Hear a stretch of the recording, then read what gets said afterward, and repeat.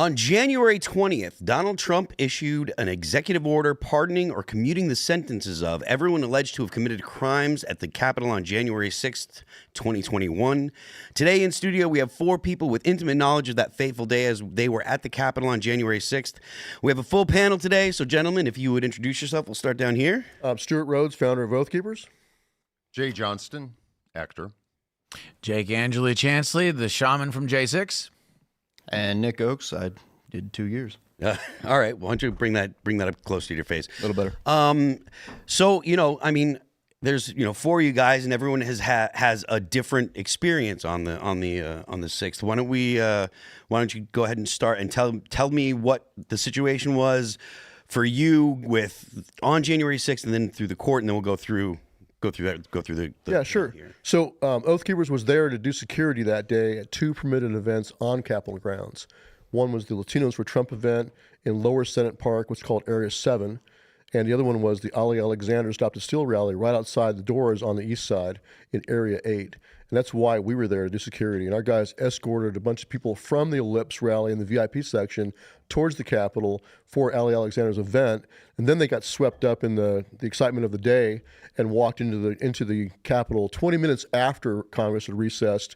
And when they were inside, they actually helped police. I was standing outside, didn't even go inside, but I was standing on the outside trying to locate my security teams. But of course, because we're Oath Keepers, we were targeted for, along with the Proud Boys, the worst charges of all, seditious conspiracy, which is just absurd. Our guys inside actually helped police.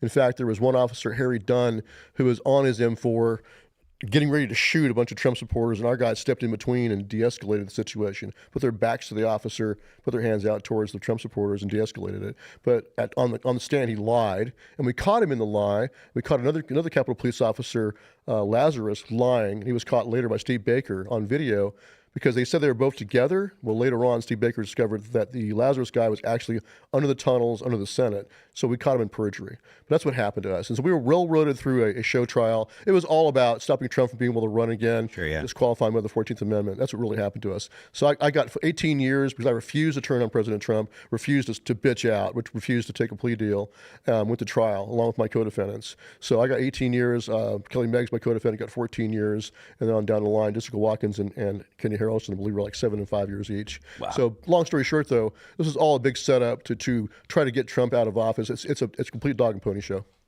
Jay, what was it like for you on January 6th? Well, I didn't do any violence. Sure. I was caught up in a crowd push that trapped me in there for a bit, and it appeared on video that I was pushing, but I was just trying to stand up. So, and I got out of there as soon as I could. They considered that they should charge me with assault because I touched a police shield that was handed to me, but I was just handing it back to the cops when they claimed that I was making or completing a shield wall. And they basically just turned everything I had done that day, because you're on video the entire time, the most videoed thing in human history, I guess. Yeah. You could see my actions the whole time, and they just characterized it as very violent or with ill intent and that type of thing. And when I was, they raided my house and then finally arrested me, and I, as Stuart said, I guess, bitched out. I did take a plea. That wasn't what I was saying. Oh, well, yeah. I mean, not to me specifically. I'm talking about the guys in my organization that actually lied on the stand against us. That's what I'm talking about. Oh, I see. Yeah. And that is bitching out. That's bitching out. That is. All right. That's good to know. Yeah. Yes. Well, not you, brother. Yeah. Yeah. The prosecutors bitched out on me. They lied a bunch. But actually, when I went for sentencing, I figured I'd only get like a few months, maybe 6 months, maybe house arrest, something like that I was hoping for. But I felt like they were trying to make an example of me so that they wouldn't have other actors at rallies or something. I don't know. But the judge ended up giving me a sentence of a year and a day in prison. And that was what really vaulted me into a larger sentence. Was one of the things was on the first page of my charging memorandum, sentencing memorandum, was a picture of me from a Halloween party 2 years prior, where I dressed up as Jacob Chansley, the QAnon shaman. And awesome it was pick. the best best costume ever. It was an awesome But they were like, he obviously doesn't take this seriously, and he's making fun of these proceedings, and Right. and then proceeded to show a video that I had shot myself on my phone of some rioters crowd surfing a big ladder into the tunnel entrance to fight police with a 2-story ladder, and I thought that was kind of funny, and made a comment about them trying to fix the light bulbs finally. And that was some hilarious joke that, of course, was very bad for me. So I should work on my comedy a bit. That working on your comedy is something that I want to get back to a little bit. But Jacob, you're probably the most notorious of the panel here, just because of the Regalia. uniform that you wore on January 6th. Why don't you go ahead and outline a little bit of your experience?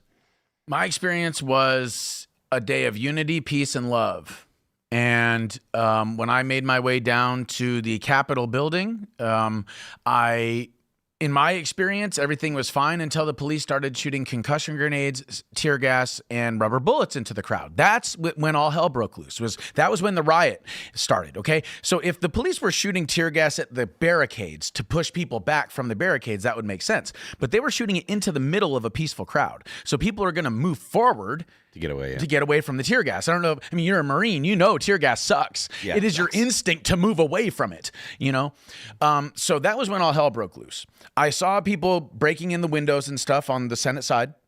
I went in, they went in, they kicked the doors open, and then I saw everybody pouring in. And I'm like, oh my God, this is our sacred building here. We can't have violence and vandalism and theft inside this sacred chamber. So I went inside to stop vandalism, violence, and theft. And that's exactly what I did. There's plenty of video evidence to prove that. Within 30 seconds of being in the building, I actually stopped somebody from stealing. Now, it's just muffins from a break room, but it's a principle of the matter. I did stop somebody from stealing. That was my intention when I went in the building. I also volunteered to help the police when I saw there were people in the Senate. That's why they were escorting me around the building. And I also, when I got out of the building, I was the one that played Donald Trump's tweet on my megaphone and stood in front of an angry mob trying to break into the Capitol and told everybody to go home. So there was a lot of distortion in the Mockingbird media's narrative. They chose to use me as their poster boy because my image created the illusion that the violence and the chaos that took place outside the building also took place inside, even though it didn't. You see, so it created that psyop illusion. And in that regard, what's really funny is they tried to say that when they went after me, that it was because, I was dangerous or a flight risk or whatever.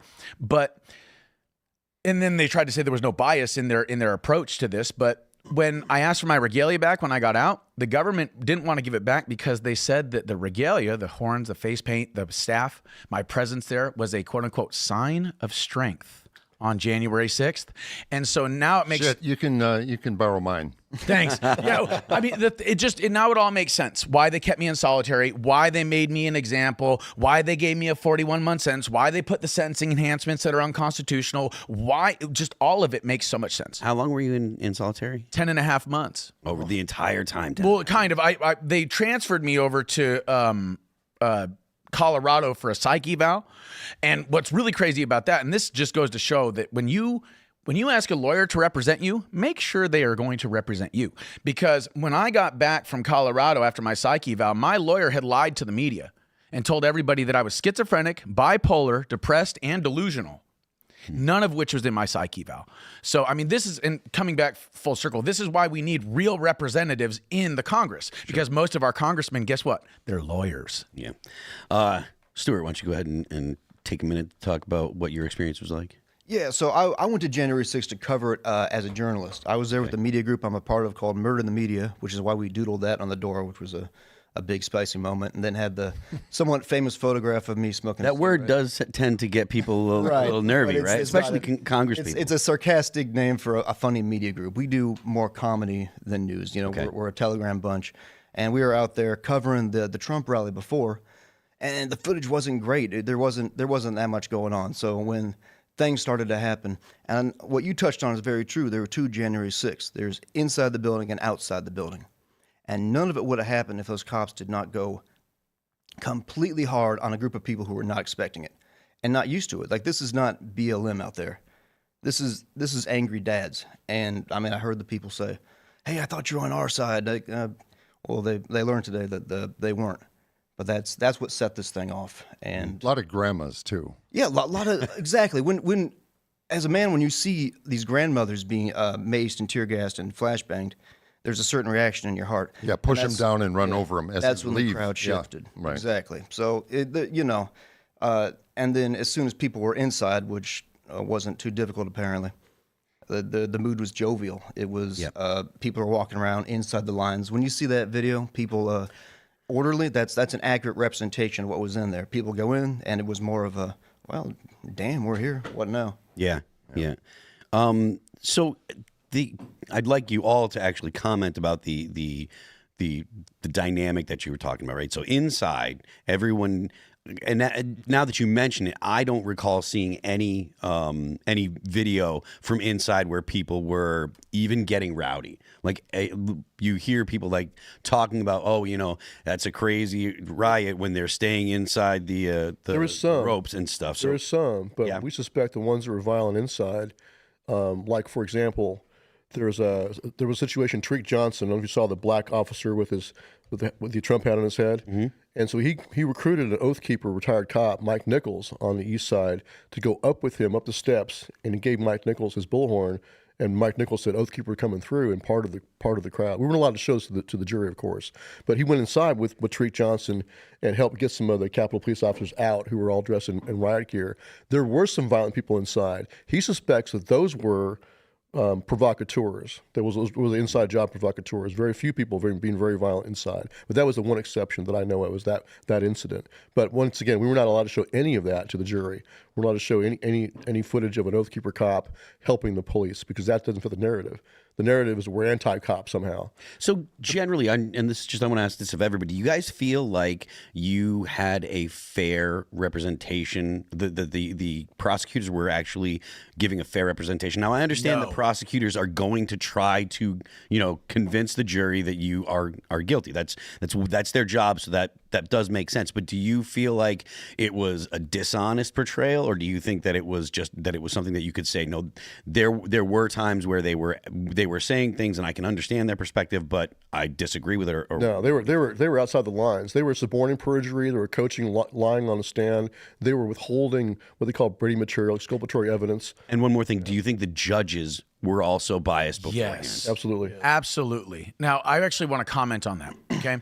Because the government fought tooth and nail to get these cases tried in D.C., okay? They did not want to go anywhere else because they knew, and if I'm not mistaken, they even said as much to Enrique Tarrio, that they knew that they'd get laughed out of court if they went anywhere else but D.C., right? So if we have a court system in Washington, D.C. that you're going to get a different ruling on than if you're in Phoenix, AZ, and it's still a federal court, right? But it's different rulings, then we have a two-tier justice system. We, as January 6ers, were over-prosecuted. There's something called prosecutorial discretion, okay? Now, prosecutors chose to go after us with all of their might. They chose to go after us the way they should have gone after Joe Biden's son, right? The way they should have gone after Hunter Biden. You see, but they use their prosecutorial discretion to over-prosecute us and under-prosecute BLM and Antifa, which, by the way, over 200 days worth of riots and 95 to 98% of the charges, federal charges on Antifa and BLM, dropped. Yeah. I was at the wrong rallies, obviously. If you've been to the White House when they drove President Trump under the bunker in June. Yeah, we talk about that a lot. The May 29th insurrection at the White House, because of the fact that the media did treat that as if it was just people getting a little too rambunctious peaceful, or whatever. Mostly peaceful.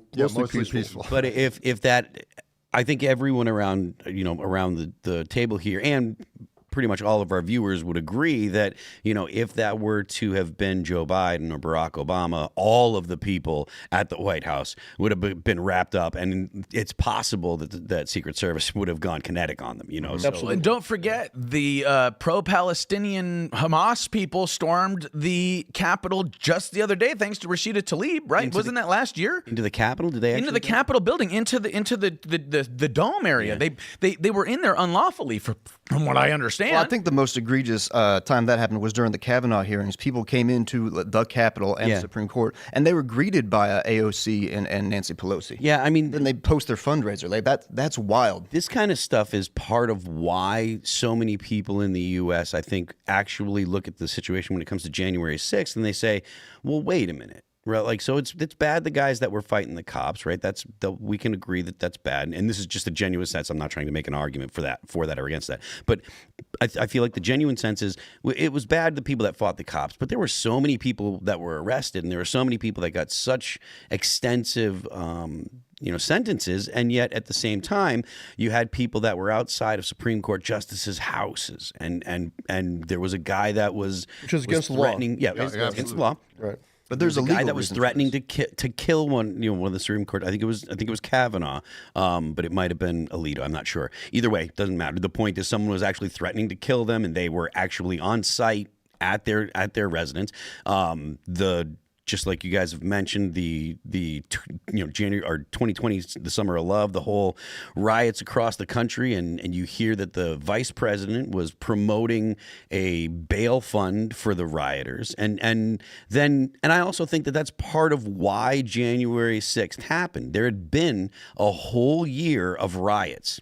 Oh, yeah. And you saw the way the government had treated those people, and it had been kid gloves the entire time. An FBI federal building in Portland, or it was the Portland, it was Colorado, I think. Is it was Portland. the courthouse? It's courthouse in Portland, Oregon. Portland? Oh, okay. Yeah, in Portland, Oregon, that was under siege for at least 100 days, possibly longer. Yeah. Every night, the riot police were out there, defending the Fed's building, and so when you go to DC thinking that it's going to be a peaceful protest, and the vast majority of people were, it makes sense that the American people are kind of like, wait a minute here, hold on, unless you're the most partisan person imaginable, you're going to kind of have that sense. Do you guys have? I mean, I assume you have the same sense. It was right? look. I just have to say this: 2020, all of 2020, and the Hunter Biden laptop suppression, along with the rigged election, along with January 6th, all of these things are the hallmarks of regime change. It was a coup. Our government, the CIA, our government has become expert level at regime change. What we have to do is recognize all the hallmarks or all the signs of regime change, right? Most of the time, regime changes happen when there's a death of a monarch or an election. Okay. So what we saw in 2020 was a globalist, Chinese, radical Islam, like all of these communist, fascism, Satanism, Luciferian, they all got together pretty much and agreed that they were going to try to destroy America. And if you look into Yuri Bezmenov and his talk about the ideological subversion campaign of the Soviet Union, psychological warfare, demoralization, destabilization, crisis, and normalization, then what you're seeing when you look at January 6th in context of the last several decades is that these people that have been trying to destroy our country for decades finally got in office. At least that's what January 6th and all that stuff was all about. And I consider it just a really crappy afternoon, Fair enough. But you're right, absolutely. So, actually, why don't you elaborate a little bit on what your sense of the situation was, Jay? Well, when you went there, what were you thinking when you were going there, and what were you thinking like when you were actually there? What was your intent on being there? My intent on being there was to basically stand up for people that couldn't be there, and myself included, to support, I guess, pushback against a lot of the left's where we were headed politically in our country. The ridiculous things that were being instituted in schools, the indoctrination, the trans movement, not to say that I'm against trans people or anything like that. It's just that it doesn't really have a place in a forefront in our society, and to be celebrated as much as it was kind of shoved down our throats. And that type of thing just didn't seem to make sense to me. And when I was there, I was quite surprised at the group that people that made up that group. It was a lot of, as I said, like grandmas and older people, and there was kids. And someone pointed out the other day there was a bunch of dogs there. This is not a crowd, friend, right? Yeah, truly. And it's not a crowd that has showed up to do battle. to usurp the government or overthrow anything. And the amounts of the tear gas that was shot into the crowd and the rubber bullets, which I didn't experience any of the rubber bullets, but the tear gas certainly, that was pretty intense stuff. That you're just a group standing there. It was kind of a boring event. I've said many times it was not like the news characterized it, or how you would experience it watching it at home live. It was they were cutting from one action moment to the next, and it just seemed like a wall of violence, and it certainly wasn't that. Right. I'd never been to a protest before, and I had no idea what was going to happen. So I was kind of surprised when I started seeing people in younger guys in military, stuff, garb, pulling weapons and stuff out of their backpacks. And I thought, well, this is kind of weird. I thought this was just a protest that would be, certainly peaceful. And they started, yelling at the police and this and that. And later on, I figured that was what they meant by agent provocateurs and the presence of the FBI's assets and CHSs and confidential human sources and that type of thing.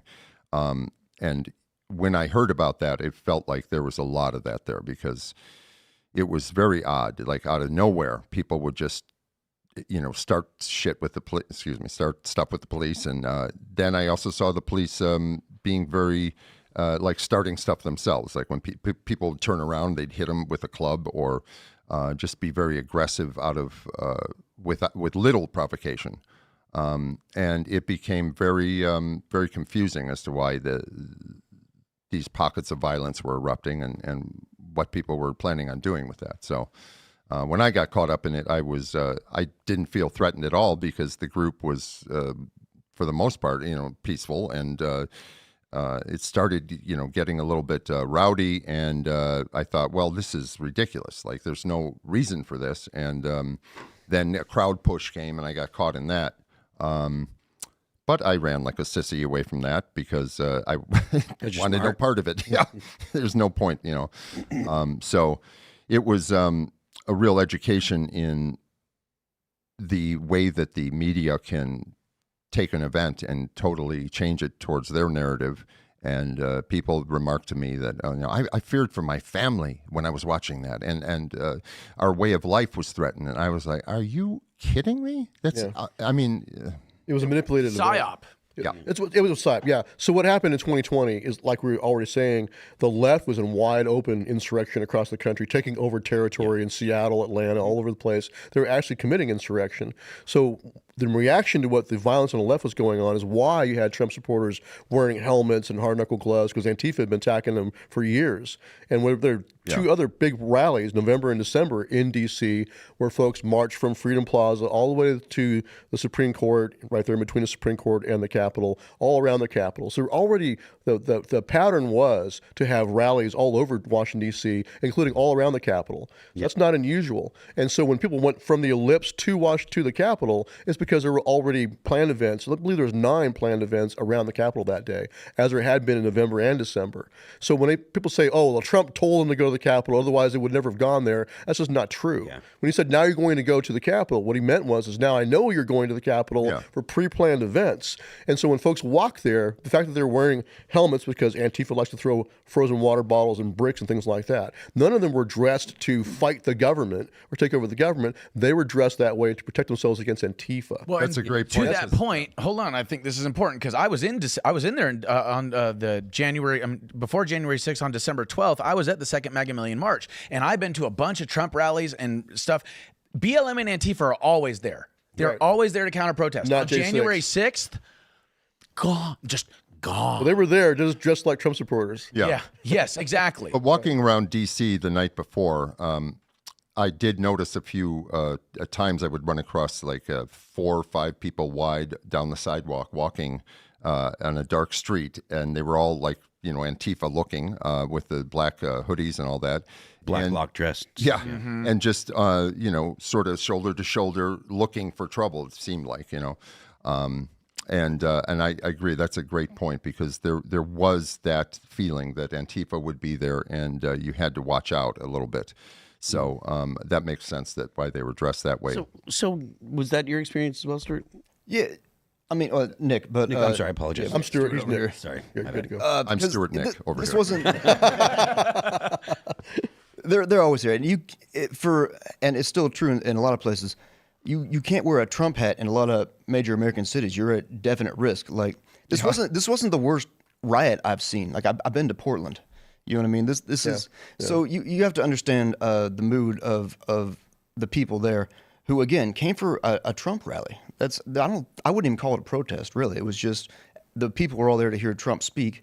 And of course, it was basically a sad and annoying day. Like the mood had set in that this wasn't going well. I certainly knew that it wasn't happening. Now people get into if this guy does this and certifies that. No, and I said before at the time that we're not going to win this election unless the Supreme Court steps in and declares.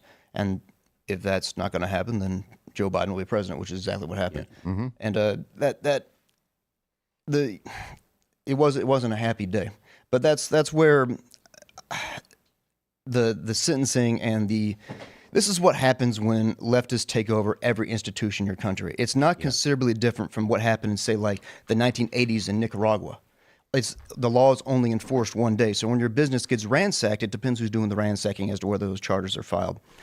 And when those charges are filed, you get the absolute treatment. Now, if you are in a criminal prosecution, the prosecution itself is supposed to characterize, as you touched on, what you did in a certain way. And there are actually legal limits to how they do that. It just wasn't enforced here. In a civil case, you can just talk all you want about and paint him as the most evil thing, but there's actually rules and procedure here that are simply not followed in these cases.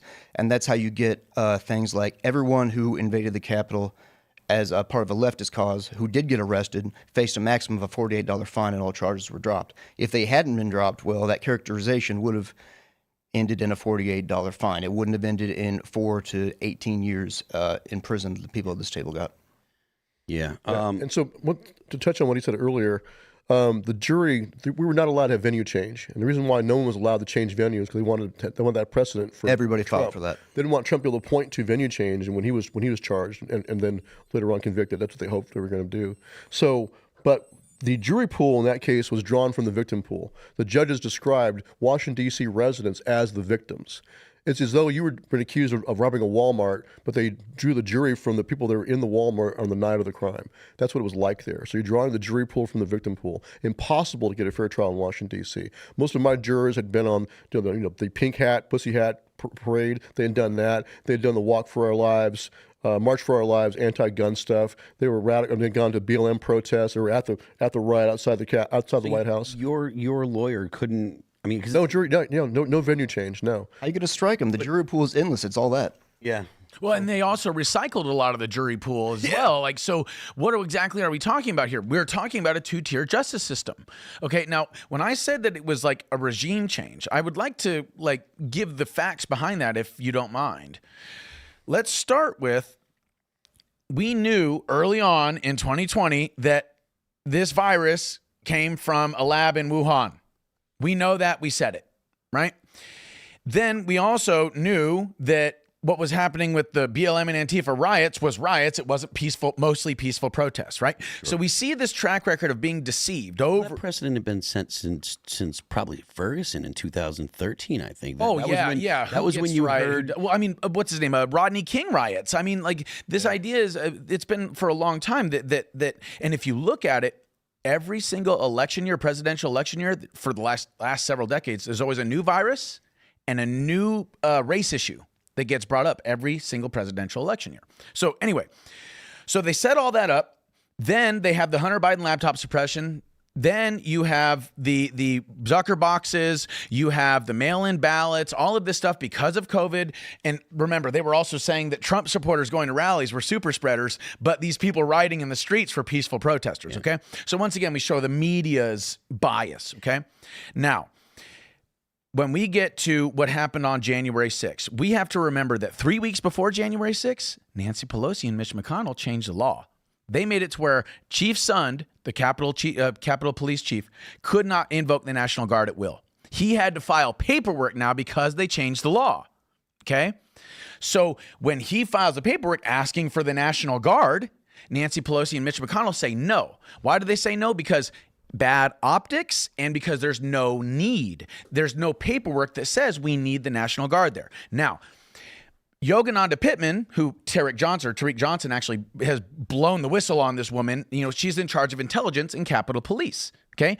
She had the intelligence from Mark Milley in the Pentagon that there was going to be over a dozen known terrorists in the crowd. She sat on it. She apparently had information that the Oath Keepers and the Proud Boys were going to do something. She sat on it. She didn't get it to Chief Sund. Why? Well, because she's friends with Nancy Pelosi. And because that paperwork being in his official file for the request of the National Guard would have got the National Guard there. You see? And then when we factor in the fact that there were confidential human informants for federal agencies, when we factor in the idea that there were federal agents in the crowd, if there's over 1 million people in Washington, D.C. in the streets and there's not federal agents in the crowd, the government's not doing their job. Okay?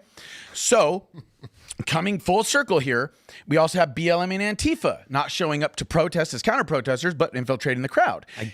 I do think that that's probably one of the more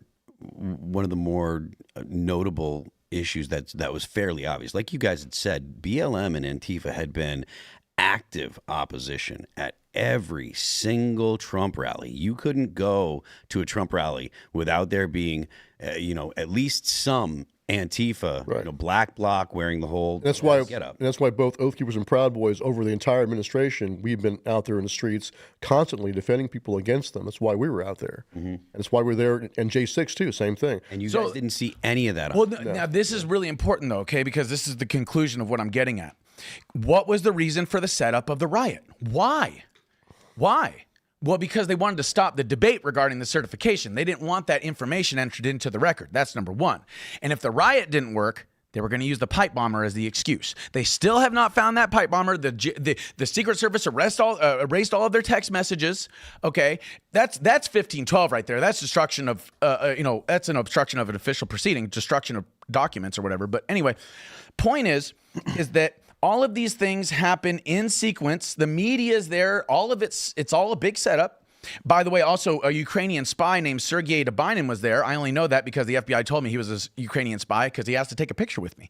And I had no idea who he was until the FBI told me who he was. So obviously, Ukraine intelligence has a role to play. And then, wait a second, we went to war in Ukraine after Biden got in office. But the point is, it was a setup designed to create a psyop. The psyop was intended to create a demand for Donald Trump to not ever be in office again, also to impeach him or even throw him in prison, and to go after his supporters, to paint his supporters as evil insurrectionists, dangerous to democracy, and to have the constituents of the Democrat Party demand that these people not have their constitutional rights obeyed.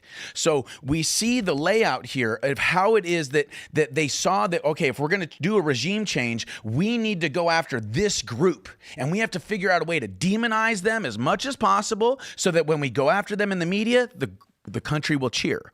Yeah, I mean, I don't get the sense that there's a lot of disagreement with those points on the right. I feel like that's kind of the common sentiment, that the intent of going after Donald Trump was to prevent him from being the president again. The intent of going after you guys and your fellow, the people that were at January 6th, the intent of doing that and kicking in the doors of old ladies and using actual, direct action raids on innocent people was to strike fear in the hearts of conservatives, make them afraid that the government will treat them as if they're terrorists. And that's also what, that was the point of the FBI going after parents for having the wrong politics, because they had the audacity to go and stand up against some of the stuff that you were talking about, Jay, about the LGBT stuff in schools. They had the audacity to going to a PTA meeting and saying, I don't want my kids to see this. And so the federal government gets involved.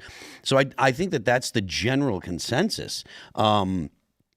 I don't know that I don't think that there's a lot of people that disagree. But you were talking about the Oath Keepers and Proud Boys and stuff like that being security. Right. What was your experience for leading up to the day at other riots and stuff like that? You'd been to other riots? Oh yeah. Well, we started with Trump's inauguration.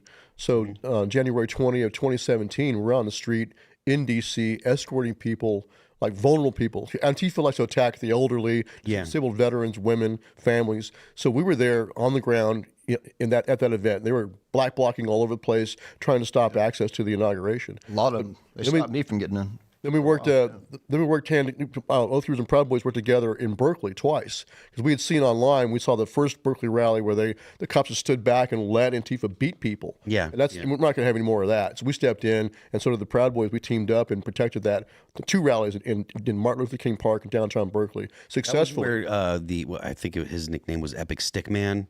Yeah, with the stick. beating Kyle, people yeah, and, Base Stick Man. Base Stick Man. That's right. It. Yeah, and there was another guy that I think was well, and regardless, it doesn't matter. But the point is, those kind of things, those were common even before Trump had gotten into office. I remember my history. My background. I come from like the music industry, and a lot of my friends that were very anti-Trump, they were saying things like, it's okay to punch a Nazi, and they were calling Ben Shapiro a Nazi, and it's like, look, man, it's Jewish. I know, like it's one thing if you're actually talking about Nazis or whatever, there may be an argument, even though it's illiberal, and the Skokie, Illinois case says that people with terrible views still have the right to say them. You can't punch people because you're only going to make more of whatever you're punching. If you have the opinion that these people's views are too bad to be allowed to be expressed, and then people find out that their views are just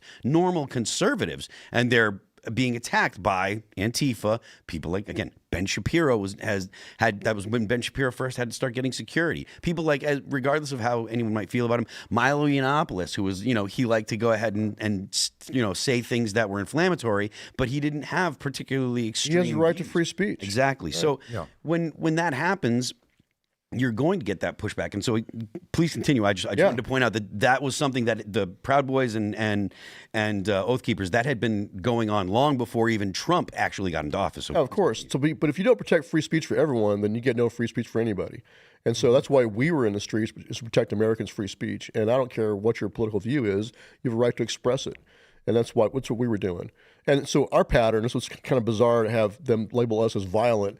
No Oath Keeper has ever discharged a weapon, kicked or punched anybody, or even pepper sprayed anybody. We use our presence, we deter them because they're afraid of we have a lot of cops. Like 30% of our guys were cops. Yeah. And our cops are carrying, even in Berkeley, they were carrying guns. Our cops can carry nationwide.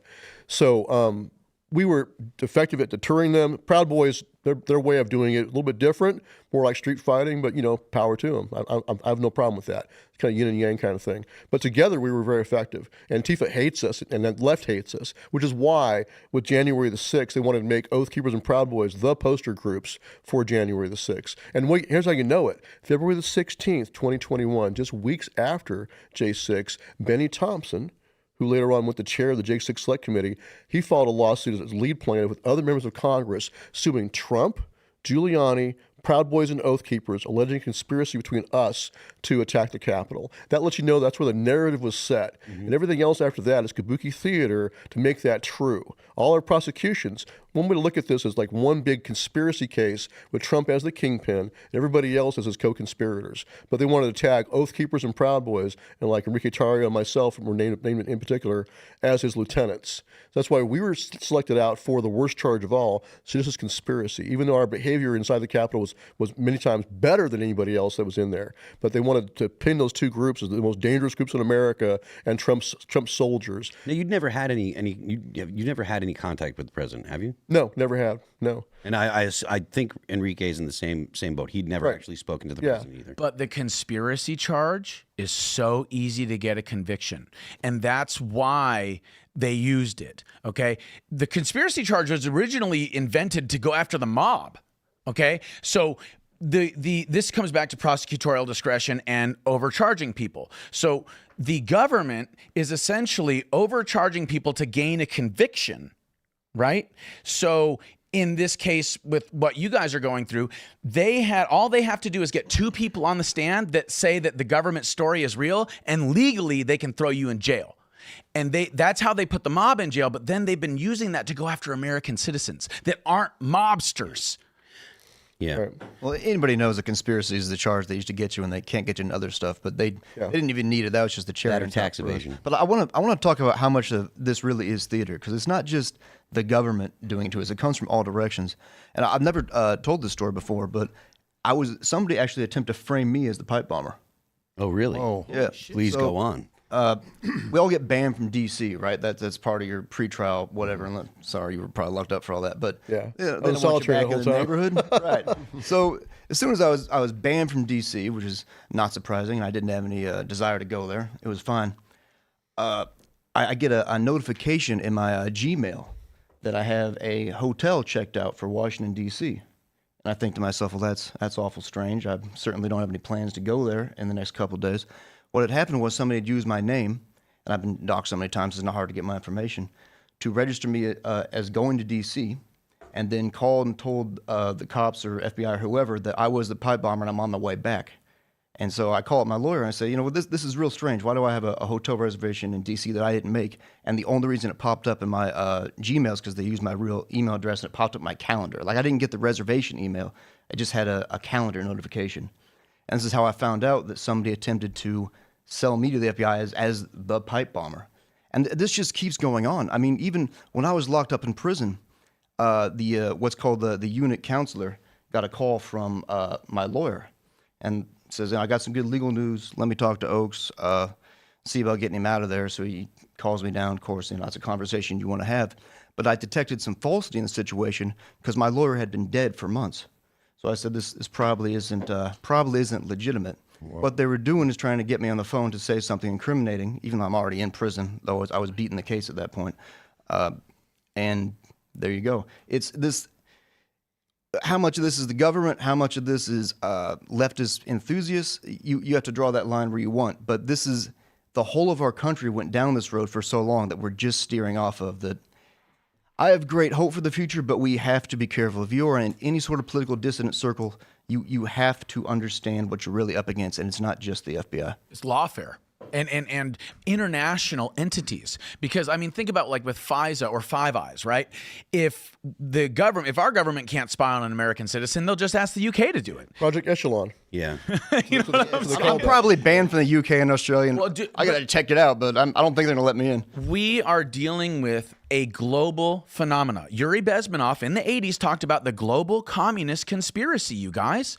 Okay, why would Yuri Bezmenov, a former KGB operative who's in charge of psychological warfare, tell the American people that there's a global communist conspiracy if there is not? And if we look at the UN, if we look at the WEF, they're communists. And what they want to do with 2030, Agenda 2030, is communist. The Great Reset, communist. And if you say that that's a conspiracy theory, Klaus Schwab's book is named The Great Reset. Right.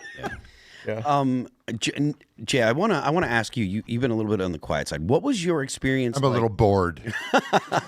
What was your experience like? Like how did they go to your house to pick you up? Did they have a raid? What was your experience like after the January 6th, the events January 6th? How long was it before they picked you up? Well, it was in March of 2021 when they put me on Twitter. A couple of photos from some video of me at the event. And specified that you're wanted, or Well, they just said, "Does anyone know who this is?" They have the name of this person wanted in connection with violence at the Capitol and assault on a federal officer. And people were like, "Oh yeah, it's Jay Johnston from this show, or Sarah Silverman show, or this other comedy show." And and that was unfortunate. But a couple people in the industry, some actors and stuff, called me out specifically. "Oh, that's Jay Johnson. I worked with him, and he said he was at the Capitol, and and I did this show with him, and Harmontown or whatever." And people that I barely knew were claiming to be good friends of mine to rat me out to the FBI, and I thought that was kind of interesting because they were just being puppets for a larger person who was in control of them. But I found that when that happened, everybody who I knew in Hollywood and in the entertainment industry basically turned their backs on me immediately. And Well, half of J6ers got turned in by their family. These are worse statistics than like Stalinist Russia. Wow. When you ask yourself, oh, how could anybody turn their parents for having too much in their grain quota or whatever? Like, we're not doing too much better here. A childhood friend of mine ratted me out to the FBI. wow, Yeah. really. I mean, like I said, my background's in the music industry and stuff. So I've whereas I wasn't at January 6th or whatever, but like leading up to it, and and I'd been pretty vocal about my political leanings for a long, long time. So people knew that I didn't fall under the woke category. But I understand what you're saying, where people would just turn their backs on you and start saying, people that were ostensibly friendly with you, or that you were, you'd had, great relationships with, or even positive relationships, would just simply start, trashing you in press and in public. And so I'm very, very familiar with that, but please go on a little bit. Incredible. I mean, people I worked with 20 years ago, who I've known for 30 years, and was very close to. One of them ratted me out, spent a couple hours on the phone with the FBI and turned over text messages and that type of thing. And that person also was very leading and like kind of digging for information, texting me on the day. He found out that I was there, and he's like, "Really, what happened?" And this is someone that you considered a close friend, or yeah, very close friend, and That's terrible. yeah, it was really a treat. And he, of course, I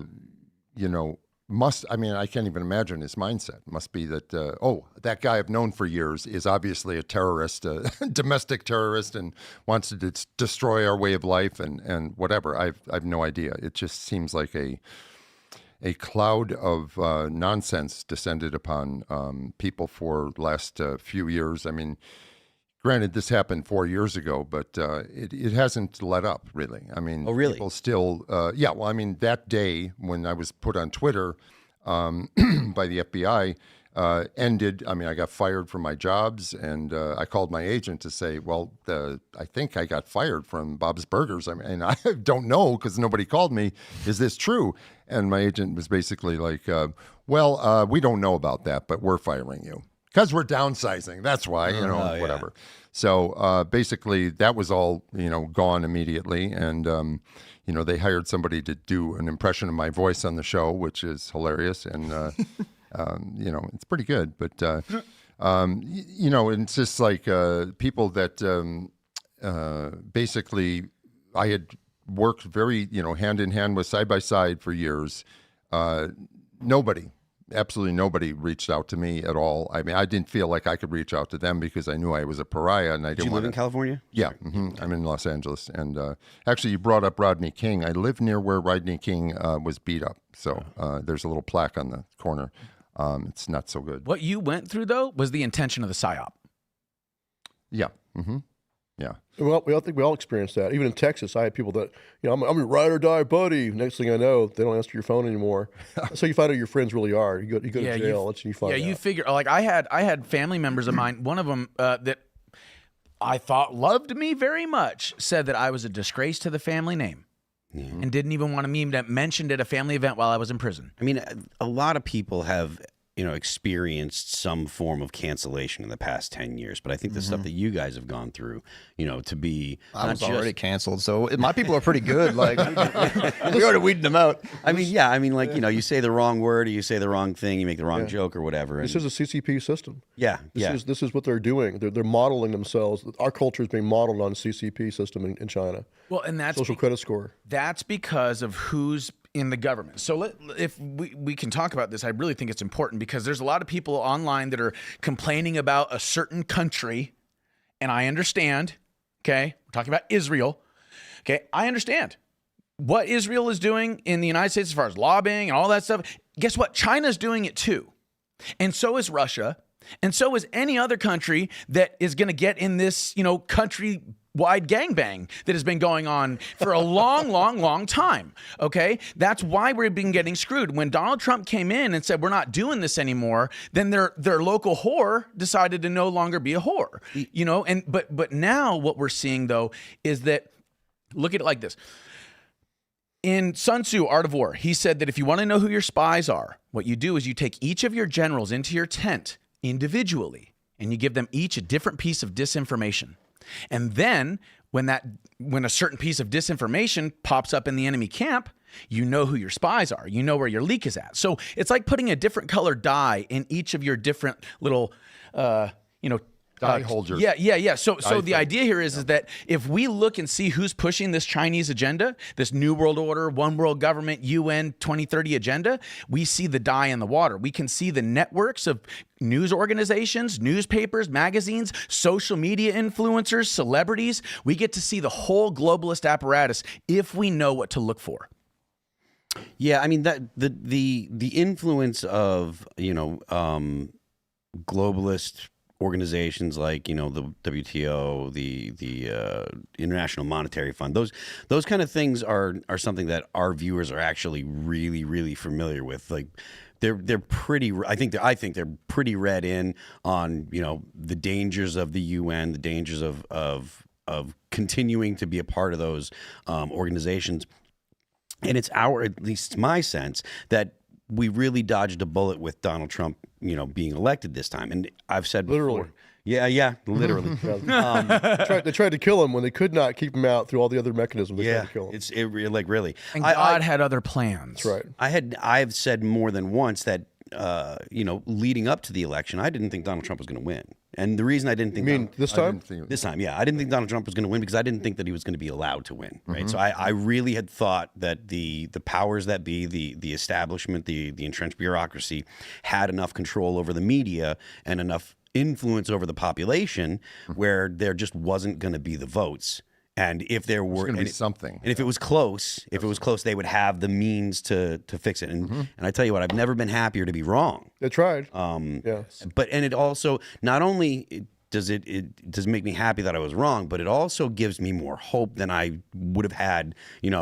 Probably in the past 4 years. And the situation, as much as the stuff that you've gone through, like I don't want to minimize it at all, but the things that happened to you guys have really made the American people aware of how bad things were. And I think that, how bad they can get. Yeah. And I don't want to, I don't want to wish, I don't want to say, that it was a good thing, but if it wasn't for people like you guys that went through this and have the courage to speak up and say, look, these are problems in our country. And just like you're talking about bringing to light things like Yuri Bezmenov and demoralization and those kind of leftist tactics, and shining a light on how much influence the left had, how these tactics actually have been used historically. Everyone that's over a certain age is aware of the way the Soviets behaved, right? Like I'm pushing 50, and when you're a Gen X, you can still remember what the Cold War was like when you were little. And you saw the way that other countries had coups and stuff, and the things that the United States would end up pushing back on. Nowadays, most people have the sense that all of the efforts that the United States was making in the Cold War were all they were the bad guys. They were wrong for doing it. They should have let et cetera happen. And they don't even realize that all the things that the left has done in all these smaller countries, they've been doing here. And so again, I think that your experience speaks to that, and I don't want to say that it's good. Well, I appreciate it. I think I just have to say, America, you're welcome. Yeah, I mean, there you go. From all of us. What can I say except you're welcome? We have an opportunity here unlike any other before, okay? Because for the longest time, conspiracy theorists were marginalized. Now we know they're the experts. Yeah, we were right, and Trump was right. And we also are in the midst of a transformation in collective consciousness. We won the culture war. Okay, that's why you were thinking, I don't know, are we going to be able to pull this off? Because what we're talking about here is the collective mind. You were saying on January 6th, the collective mind was like, well, it looks like we're kind of screwed. But if you weren't watching the media in 2024 and you were just watching, the rallies and who was showing up, then you knew Kamala Harris didn't stand a chance, right? So the PSYOP, any and all PSYOPs, is about controlling the collective mind of the people. And the way you do that is through neuro-linguistic programming. Trigger words, trigger images, deadly insurrection, my image out there, violent image. This, if you riot, riot, deadly virus. To that point, right? Like riot, it was they surpassed riot and they called January 6th an insurrection. Yes. Yeah. Even though there is no historical allegory for that. There was nothing about January 6th that looked like an actual insurrection. And dare I say, from an outside perspective, there was really no question about whether or not Joe Biden was going to be sworn in as president that day, right? There were people that were hoping that Mike Pence would do something that was unprecedented. Right. But really, like that from at least from my perspective, again, I was outside chance. Yeah, it was so far outside of likelihood that it was almost a guarantee that even though these people were protesting, there was not going to be any other outcome other than Joe Biden being sworn in as president. Right? You can go and protest and say we don't like it, but there was no serious chance that Pence was going to do that, or that the Supreme Court was going to step in at the last minute and save the Republic. And again, now looking back, it's best that they didn't. Exactly. It's very, very good for America that they didn't. So Satan reasons like a man. God thinks of eternity. Well, God will use for good what men mean for evil. Just like when Joseph was sold into slavery by his brothers, and later he was betrayed by his master's wife and thrown in prison. When his brothers were united with him, he said that what you meant for evil, God has used for good. That's what's happened here. Every attack on President Trump made him stronger, and it took the mask off. They took the mask off and showed their true selves. Unprecedented lawfare against the next president, trying to keep him out of office. Unprecedented lawfare against his supporters. So I think in the long run, it's a benefit for all of us. I'm glad it happened. I'm willing to take 3 years. I spent over a year in solitary. I'm willing to do that because I know in the long run, it helped to expose them, and it made us all the stronger. Now we have all the credibility in the world. Like you're saying, we can tell people that we were right. President Trump was right. Here's how it works. And here's what the bad guys are doing, not just to us, but to all of you. And I think most Americans now understand that. Well, I'm fearful that is actually not the case in a lot of, for the most part, because I feel like people have heard about the January 6th situation for 4 years, for so long that it becomes white noise, and they're sick of hearing about it. It's that again, boring, whatever. Until the pardons came about, that kind of juiced it up a bit again, and hopefully people are understanding more what it was about, and understanding that, how deeply the government has affected people's lives as far as destroyed their lives, destroyed their businesses, destroyed their marriages. People have lost their homes. I mean, unbelievable fallout from this. And it all was so willfully done and so aggressively done that it is so far outside anything that you could ever imagine would exist in this country, would be allowed in this country. Well, except that, I can say from my experience in prison, talking to other guys, what was done to us has been done to millions of Americans across the country, in every courtroom in America. It's just now it's been politicized, done to people that normally wouldn't experience this. So it's in the long run, it's going to be beneficial for everyone else out there. It's been railroaded by lying prosecutors. They're all committing subordination to perjury. They're all coercing people into taking deals where they're threatened, with long-term prison, and then told they have to testify against somebody else. It happens all across the country in many other cases: drugs, guns, you name it. Wow. I agree. Like I'm aware that you're correct. I agree that does happen all the time. But I think the sentiment that Jay is talking about is actually predominant in America. I think like Joe Sixpack, and I talk about this a lot of times on like IRL and stuff on our show here. The average person that lives their life day to day, they maybe consume an hour of news per week. They're busy getting their kids to school. They're busy worried about their own job. They're busy worried about, their parents and making sure that their kids are going to be able to get to college or have a future. And even so far as when you talk about like the deep state, whenever I'm talking about the deep state, I try to remember that the deep state is the vast majority of them are people that think they're doing the right thing and are just looking out for their jobs, because the deep state is just the entrenched bureaucracy. They're the people that work at State Department, but they're not just the heads of the State Department. They're the people 3 levels down, the GS-12s, GS-11s, government employees that they're like, man, I got to make sure that I have enough money to pay my car payment this month and pay my bills, and I have some money tucked away, and I have, and they're worried about their future. And so And when you talk about the deep state in that way, when you talk about them as just people that are looking out for their own family, it makes the average person say, I relate to that and I understand. And it makes the average person stop thinking that, oh, you're a crazy guy talking about deep state conspiracy guys. Mm-hmm. But you're actually a normal dude talking about normal administrators, because everyone has dealt with some kind of government person like that. Everybody's been to the DMV. Well, exactly. Thank you for making that point. Like that. All right. Yeah, I really appreciate that, because that is very important. Our whole job here is to bridge the communication to people that are called Joe Sixpack and that type of garbage. But, and no offense to anyone. Derogatory. I mean, unfortunately, but it's the common man. Yeah. And I don't want to sound offensive to anyone sitting at the table, but the more that we talk about it in a way that the average person doesn't understand, the more distance we put between between us and the people that we need to empathize with what you guys have gone through and how it relates to their lives as well, because we want to prevent this stuff. Exactly. So that's what I want to touch on. So that's what the deep state is. The deep state is a cultural problem. The deep state is not just all those GS-12s you were talking about.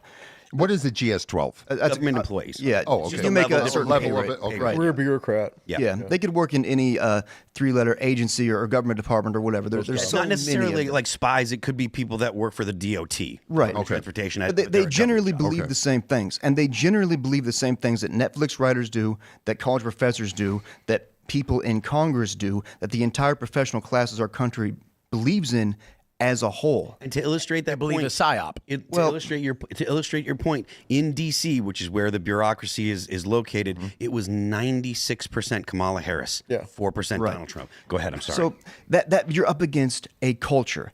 And to get into professional life, you're going to go through the cultural filter of college, right? I got out of the Marine Corps. I went on the GI Bill. They paid me to go to college. It was great. But the whole time there, I knew this is not landing me a job. This is not going to do anything concrete for me other than that paycheck I get for showing up. And so I never picked up my college degree. I've never looked at it. It doesn't matter. I've made my life separate from that because I will never be invited to real professional life in America or anywhere in the West. All right, and this is what young people, and I think especially young men, are waking up to right now. So understand the system, and that's what we're up against, is a very particular system. And despite what you may have heard, we do live in a democracy. The threat to this system is populism, which is why I wasn't worried in prison. I knew he was going to win, and I didn't think it'd be particularly close. I saw what was happening. You don't quite have your finger in the beat of things like maybe you do on the outside, but you put the pieces together, and this can change. We are not on a set road. I believe that you're not going to get back the country or the West that we had. That's changed and maybe irrevocably gone, but that doesn't mean we have to walk into something that sucks forever. I'm very hopeful for the future, and I don't mean just the next 4 years, which I would think will likely be the next 8 years of presidential victory. I think we're going to win because, like when I was in prison, blacks, Hispanics, whites, everyone loved Trump. When they saw him get shot in the ear, and they saw him jump up and act like a warrior, raise his fist as a reaction of a warrior, they're like, "Yeah, man, Trump's an OG, a legit OG." And one guy's made like, him a felon. "No question," and he's a felon. They like that because hey, now they know that he knows what it's like. They liked him for the First Step Act already anyway, but now they respect him as a man. That's where he won the working class vote right there. I'd actually like to throw something out there really quick because we talked about the deep state. And I think that part of the reason why we have a bunch of people that think that we're conspiracy theorists is because we're not definition matching. We're not picture matching. I can say, hey, Stuart, we're on a construction site. I need you to bring a hammer to work. But I needed a tack hammer. You brought a jackhammer. You know what I'm saying? Or a sledgehammer. Stuart. Right? So he always does that. The point is that the definition, if I don't say, hey, I need you to bring a tack hammer, then you're going to bring something else. So we have to definition match. What is the deep state? So let's talk about that.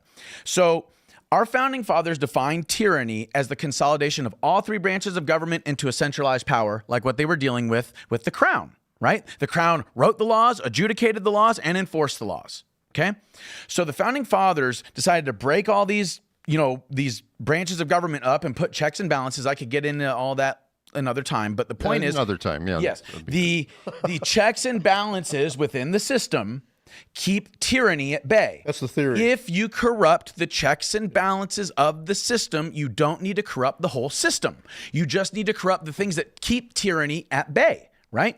So if you have a single globalist corrupting entity that is able to influence and control the checks and balances within our system, then they can essentially centralize the three-branch government system under their rule. Now, that's essentially what happened after 1913. It's what happened with the Federal Reserve. We also look at FDR and the bureaucracy and the creation of the, the fourth branch of government, right? Which is essentially a consolidation of all three branches of government into a centralized power, because the bureaucracy has its own laws / regulations that they write. They also have their own regulation enforcement agents, executive branch. They also have their own administrative courts that are outside the federal court system. So they are writing laws, they are enforcing those laws, and they are adjudicating those laws in a system that's outside the federal system. That's tyranny. Okay, so we have the circumventing of the three-branch government system, centralizing power that way. They do that, and then they push through all the legislation necessary to create the fourth branch of government, the bureaucracy. Then these two things work together to push a culture that enforces this illusion that we are free. You see? And then we move closer and closer toward tyranny. More and more lawfare is done against people that are innocent. And then we look at the larger picture on a global scale. And what we see is that the UN, WEF, the IMF, the Bank of International Settlements, whatever, all of these entities, BlackRock, Vanguard, State Street, all of these international entities are the global deep state. Okay, they are the ones that are centralizing power in all countries around the planet. Yeah, it's worldwide. Yeah, and then what they're doing is they're taking that apparatus and they're placing it in the federal government. So now we have a international deep state, we have a national deep state, and then from that national deep state, they start going into the states and start messing with things, and then they create little state-like deep states, like what we deal with in Arizona. In California. Okay? And California, okay? So then this is how the system is exponentially corrupted. And it's all reinforced through the mockingbirds and the media pushing the psyop. Well, yeah, I mean, Do you do parties? Because I'll tell you, man, I'm learning a lot from you. It's really amazing. Well said. The idea that there is essentially a monoculture that's looking to really control influence. That's why I mentioned, in DC, it was 96% Kamala Harris and 4% Donald Trump. And one of the things that we've heard talked about, and I would love to see happen, is actually breaking up the bureaucracies and sending them to like different parts of the country. So the Department of Agriculture would probably be better suited, instead of being in DC, have the Department of Agriculture be in Iowa or be in Nebraska, right? And if you take first of all, I've heard that when you move a business like that, 20% or so of the people decide they don't want to move, so they quit. So that's a great way to downsize right off the bat. And then on top of it, a big incentive for people to be in the bureaucracy is they want to go to the cool guy cocktail parties. They want to be able to talk to people in other agencies. They like the DC atmosphere. They're making, six figures. They're making good money, and they've got, a side hustle or whatever where they're getting incentives and stuff.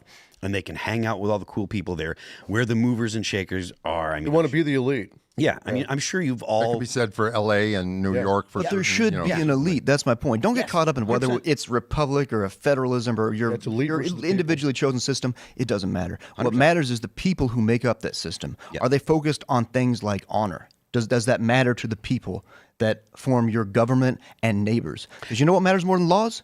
Your neighbors. But how do you, when it comes to people that are in government, right, or in the bureaucracy, which we have less influence on who's going to be in the bureaucracy, but the American people still do have the ability to choose their elected representatives, at least to a very, very large degree. And I think that anyone that would say, oh, no, they're all chosen, I would say, well, look at Donald Trump. Right. I was, again, of the opinion that he wasn't going to make it, but clearly I was wrong. So how do we better vet the candidates, especially when everyone's allowed to vote and not everyone that votes is interested in finding out anything beyond what letter is after their name? Blockchain. That's the answer.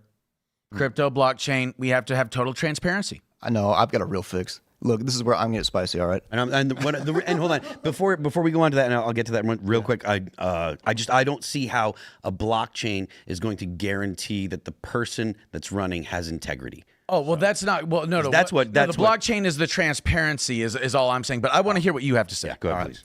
Spice. less people need to vote.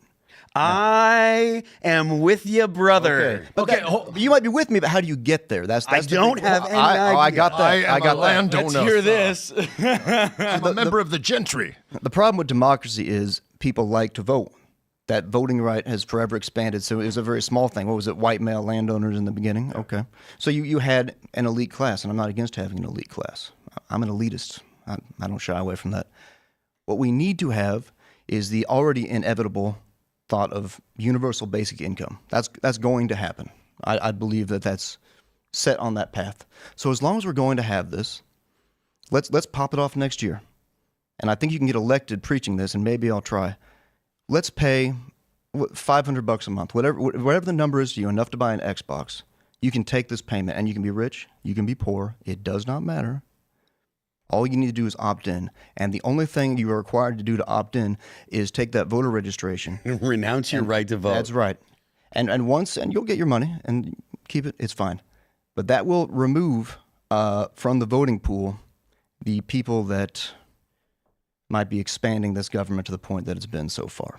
And that's how we fix America in Can I 1 push year back on without that a little passing bit, any though? new laws. I'd like to push back on that. Because I agree, there needs to be a hierarchy. That's how societies are maintained. That's how they're stable, right? But we have to look at history here, okay? What the founding fathers did, and the reason why they created the system that they did, and this is what I was going to say earlier, but is they looked at history and they saw monarchy led to tyranny. Tyranny led to aristocracy. Aristocracy led to oligarchy. Oligarchy led to democracy, and democracy led to anarchy. Anarchy led right back to monarchy. Okay. So what they did is they're like, okay, well, some of these, like monarchy has its place because it gets you out of anarchy, but then aristocracy has its place because it gets you out of tyranny, right? So they're like, okay, all of these forms of government have the ability to turn tyrannical. Right? What we got to do is we got to create like a cultural or political alloy where we take the best of all these forms of government and we put checks and balances against the parts that make them tyrannical. Checks and balances. Look, have you talked to people? When Jay Leno did his bit about, he goes in the street and asks, like, who was George Washington? Oh, did he fight in World War II? Like, that's a real problem. Well, These people vote. I know, they but- need to be not voting, and they need to be given a way to vote away I their disagree. right to vote. What they need to be is educated and informed. Nope, not going to happen. Well, I It disagree. is happening, though. I think he's right. It is happening. Why is it? Like I said, all the guys in my pod, a lot of black guys from D.C., Hispanic and Puerto Rican and Mexican gangbangers, they all love Trump. They all talk to their families at home. The prices are going up. They understand. They don't like the transgender stuff. They don't like the kids being conditioned. They don't like tampons in boys' bathrooms. They understand the culture war, and we're winning them over in the culture war. I think it's a mistake to say, culture well, war if they're doesn't stand up to poor money. or if they're from certain economic backgrounds or ethnic backgrounds, you should dismiss them. I think it's a mistake. I'm not talking about doing ethnicity. That my equation does not include ethnicity, and chooses people who choose to give up their right to vote voluntarily. So we skip that whole ethnic question, which is obviously very. I'm just saying, we're winning. These people might have come over to Trump this time, Not and that's about great. ethnicity, Thank no. you, cool. But they vote based on incentive. And that's people. No, they don't. They people vote. do. Well, okay, People- maybe they do, Yeah. but they vote about, like I said, food prices. Exactly. What they don't want to see in their schools. They don't like that stuff. Like a lot of Hispanics are traditionally very pro-family, anti-abortion, etc. They were conned by the Democrats into voting Democrat, despite the fact that They they're got more benefits. They got conservative. social programs and tangible things. I never this got is a what chance democracy to say why I does. disagreed with you, though. Please. Okay. So what we're seeing here is a manipulation of the American system of checks and balances, right? We've already established that that's what the deep state is. So what we have to understand is, first of all, we have a monarchy with the president. We have the aristocracy with the Senate, which, by the way, our state legislatures used to send senators to D.C. It's not the way that it is now. We need to change that back. And then you have the democracy, which is the House of Representatives. And then you have the judicial branch to keep all the checks and balances between all of these things. Now, that culture is one that is based on the it's based on the individual, right? Individual rights. Okay. So what has happened is that in this country, where once the individual has been propped up and educated and kept healthy, now the individual has been subverted through this deep state system. Everybody wants to know the truth. What has happened with all of these lies recently is it's created an appetite and a thirst for reality and truth. So what we have to do is make sure a couple of things. Number one, our populations are fully informed, fully well-armed, and fully well-fed. Okay? We don't have that currently. Okay? That is the solution. And it's going to, and kind of like what Yuri Bezmenov was saying about taking 20 years to do demoralization, it's going to take about 10 to 15 years to remoralize our society. I don't think, I like your idea. Don't get the wrong idea. I'm just saying that I think that the real answer is education and access to real information, which when the Trump administration released the JFK files, the RFK files, the MLK files, they were giving people access to real information. Here's real information. Here's why the vote changed in the inner cities for Trump, because they filled up schools, like public schools and community centers, with Guatemalan immigrants. And the people there realize, that's why you saw like black women on TV suddenly saying, I've never done anything but Democrat politics my whole life, but I vote with my wallet. I vote to save my community. Yes, that's completely true. That's self-interest. We have to understand this is part of democracy, and it's going to be a much stronger part of democracy than any education you're ever going to give anybody. People in large groups will always vote to reflect their interests, and that's okay. That's fine, but we have to understand this. But this is what I guess I'm trying to say is that we are lost because we follow blind leaders. We have people like Joe Biden that have been in office for 50 years, and somehow, some way, they still keep getting elected, right? Or, people like Pelosi or Schiff or whatever. I mean, these people, even rhinos like Romney. So to me, it's like, okay, the real issue, you guys, is lack of information and lack of education. If people understood what the deep state was, if people had access to real information. I do want to push back on that. And the reason I want to is because there's never been a time in history where it was easier to get information. But here's the thing about PSYOPs, though. Hold on. The fact of the matter is, at least as far as I can see, is people aren't actually interested, right? If you look at the number of people that actually vote in off years versus the presidential elections, I don't know the numbers, but it's significantly lower. And I feel like that is an indicator that people actually aren't interested. And so when they go and they vote for president, right, they will do their team voting. Essentially, if they imagine themselves as a Democrat, they almost always will vote Democrat, and then they'll vote Democrat down ticket. That's changing, though. I mean, this is the point. This is why they had to use suppression on Facebook and Twitter, why they had to censor people, because the truth was starting to win. That's why they tried to stop it. So I think we're defeating that because we're getting the truth out. Do you think that it's because the information is available? Yeah, and that's right. So I think that their suppression campaign failed. People still got the information they needed, and like we said before, because they pulled the mask off and becoming open totalitarians, they can see finally that, they're actually right about that. There's something there. Why are they going after Trump so hard? Why are they committing unprecedented lawfare against him? There's something there. So they're starting to see that Trump is right. They start listening. The internet got out of control or whatever. They weren't able to control the. They tried to put it back in the box, but it didn't work. Right. So I think there's a lot of look at Melee in Argentina, right? Yep. Look at what's her name in Italy. There's a populist upsurge all around the world against the elite. It's the elites versus the people, and I think I have a lot of faith in the average person. I think they've been dumbed down. Yes, they've been manipulated. But I think because of the free exchange of information we now have, I think we have a good chance now. If we don't abandon them, don't just say, okay, you're just too stupid to vote, I'm going to try to figure out a way for you not to vote. Instead say, hey man, you've been duped your whole freaking life, but come over here, let's get it done. I think doesn't go well. I do want to. They have to be willing, ready, and able. Well, sure. They're not. I don't believe these people in general. So many people are able to make informed decisions and guide the destiny of their country. But there needs to be less voting. People are willing to change their behavior when they're uncomfortable. We'll see. They respond again to what is best for them in a material sense. And that's what's wrong with that? I think that it's okay to say, like, the idea of incentivizing people to not vote, right? And what I mean by that is making sure that the people that do vote actually really want to vote, really have a belief in what they're voting for, likely will have knowledge, right? Have information about what they're voting for. Now, that's not a guarantee of good outcomes. And I think one of the strongest indicators of that is if you look at the most politically active people in America, they're on the left, because the people that are on the right have jobs and they go to work and they focus on their family and they focus on themselves. People on the left tend to be activists. They tend to be people that focus on the process. Yeah. And exactly. And so you see a lot more activism on the left side than you do on the right. So it's completely possible that people that decide that they want to be active in the political process that you're talking about, the hypothetical that you're talking about, they say, well, I will give up whatever whatever incentive is given to not vote. And though the people that actually will do that would be the people that are the activists, the people that are the green activists, the people that are the people that have that kind of incentive. I guess I've always been on the right because I didn't give a shit about politics most of my life. So, well, that's one of the reasons. Excuse me. That's one of the reasons why the right kind of has the political results that they do, is because people on the right tend to work for their families. They work for their local communities.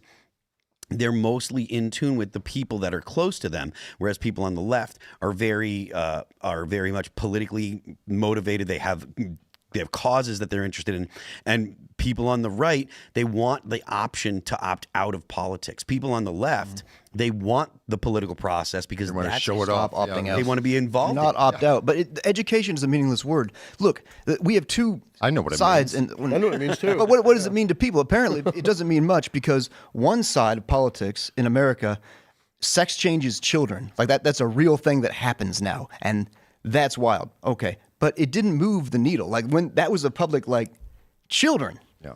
That didn't move the political needle. What moved it was inflation and material goods. No, it helped move the needle too. Maybe the reason why nobody wants to be informed is because the American culture, as far as politics is concerned, is so toxic. It's like, look, I think it was made toxic on purpose, to be honest with you. Because look at it like this, okay? Each side is believing a different misinformation narrative. Okay, I know this from experience, okay, because there's people on the right that were believing one thing about me that wasn't true, and there's people on the left that were believing another thing about me that wasn't true. So the idea here is that there's no real objectivity, there's no real objective reality, there is just the psyop. And so what we have with these news networks is a bunch of different psyop pushers, and we have people self-selecting themselves for these groups. And then that's why they're so, like, tribal about it, because they chose to be a Democrat, they chose to be a Republican based on these talking points. That's all neurolinguistic programming. It's all based on psychological warfare and mind control, you guys. So what we have here is compartmentalized and propagandized groups of warring tribes, all fighting over what misinformation is true. I don't know that I agree that people are so easily pushed into one camp or the other. I think a lot of that is innate emotionally. I think that what I'm talking about is like regarding like people that are in politics, though.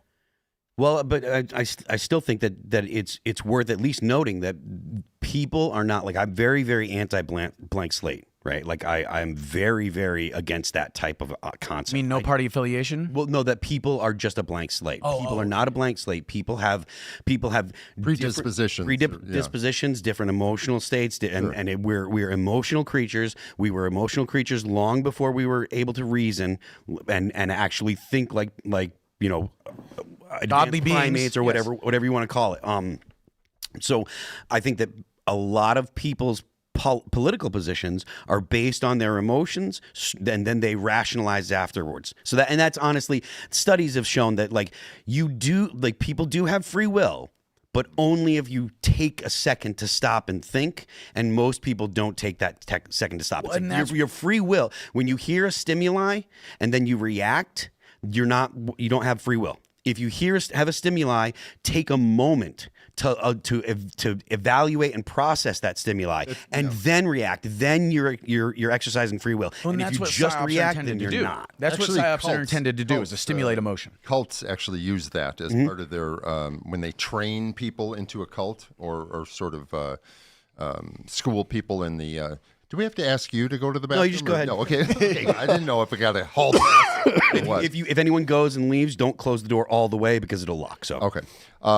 Something I was talking about. Oh yeah. So cults like they teach you in their principles or their philosophies, if they call them that, in a rapid succession, in order that you do not have that time to consider, to use your analytical mind to take in what you're hearing. You just take it in, boom, boom, boom, because they're rapid fire. I mean, that's one of the physical things they do when they train the people into the cult.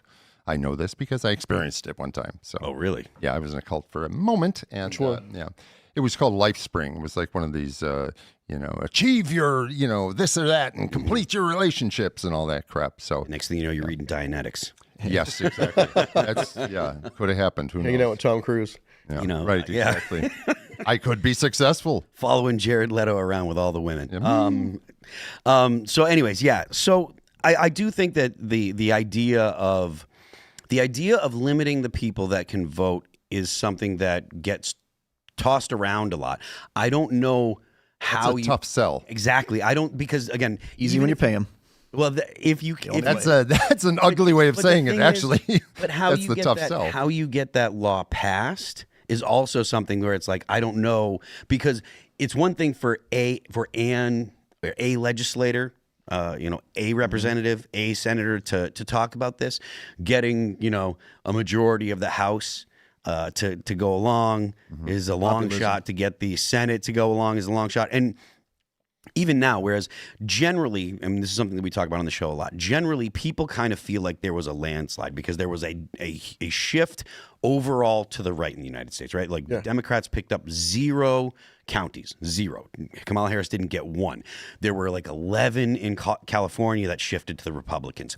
Donald Trump won the popular vote, and that's the first time a Republican has won the popular vote, I think, since at least Reagan? in 25 years. 1960.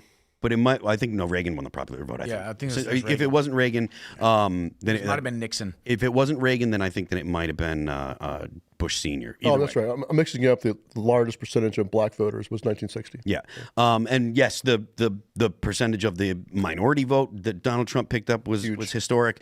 The fact that the Republicans got the House and the Senate was a big deal. So there was even though the number of people that voted for Donald Trump for some people doesn't qualify as a landslide, there was a very significant and clear shift to the right for the whole country. And I don't think that's really that's not something that we can, you can Dismiss that. Yeah. It's culture war. We were winning the culture war. It's not What? just... Someone should name a show after that. I love that. I love that term. It's great. Yeah. No, we're winning the culture war. The though. American experiment worked. I think that's what I took away from all of this, is that the American experiment was this idea that we have an authority above the rights, above man, above the institutions of man, and that is God, right? And so we have these God-given unalienable rights that are, given to us by God, not by government. And that idea being in the hearts and the minds of the people, the principles behind the founding documents, there are enough people in this country that got it. Okay, and enough people in this country that pushed back against this mass formation psychosis that we were dealing with, okay, to the point where the culture changed, right? They jumped the shark. Saying, "Oh, there's no such thing as a boy or a girl. You can be whatever you want," and that's really a boy, or really a girl. It's the swimming on the girls' jumped the team. shark, People were like, "No, this is ridiculous. That's a freaking guy. It's a dude, obviously."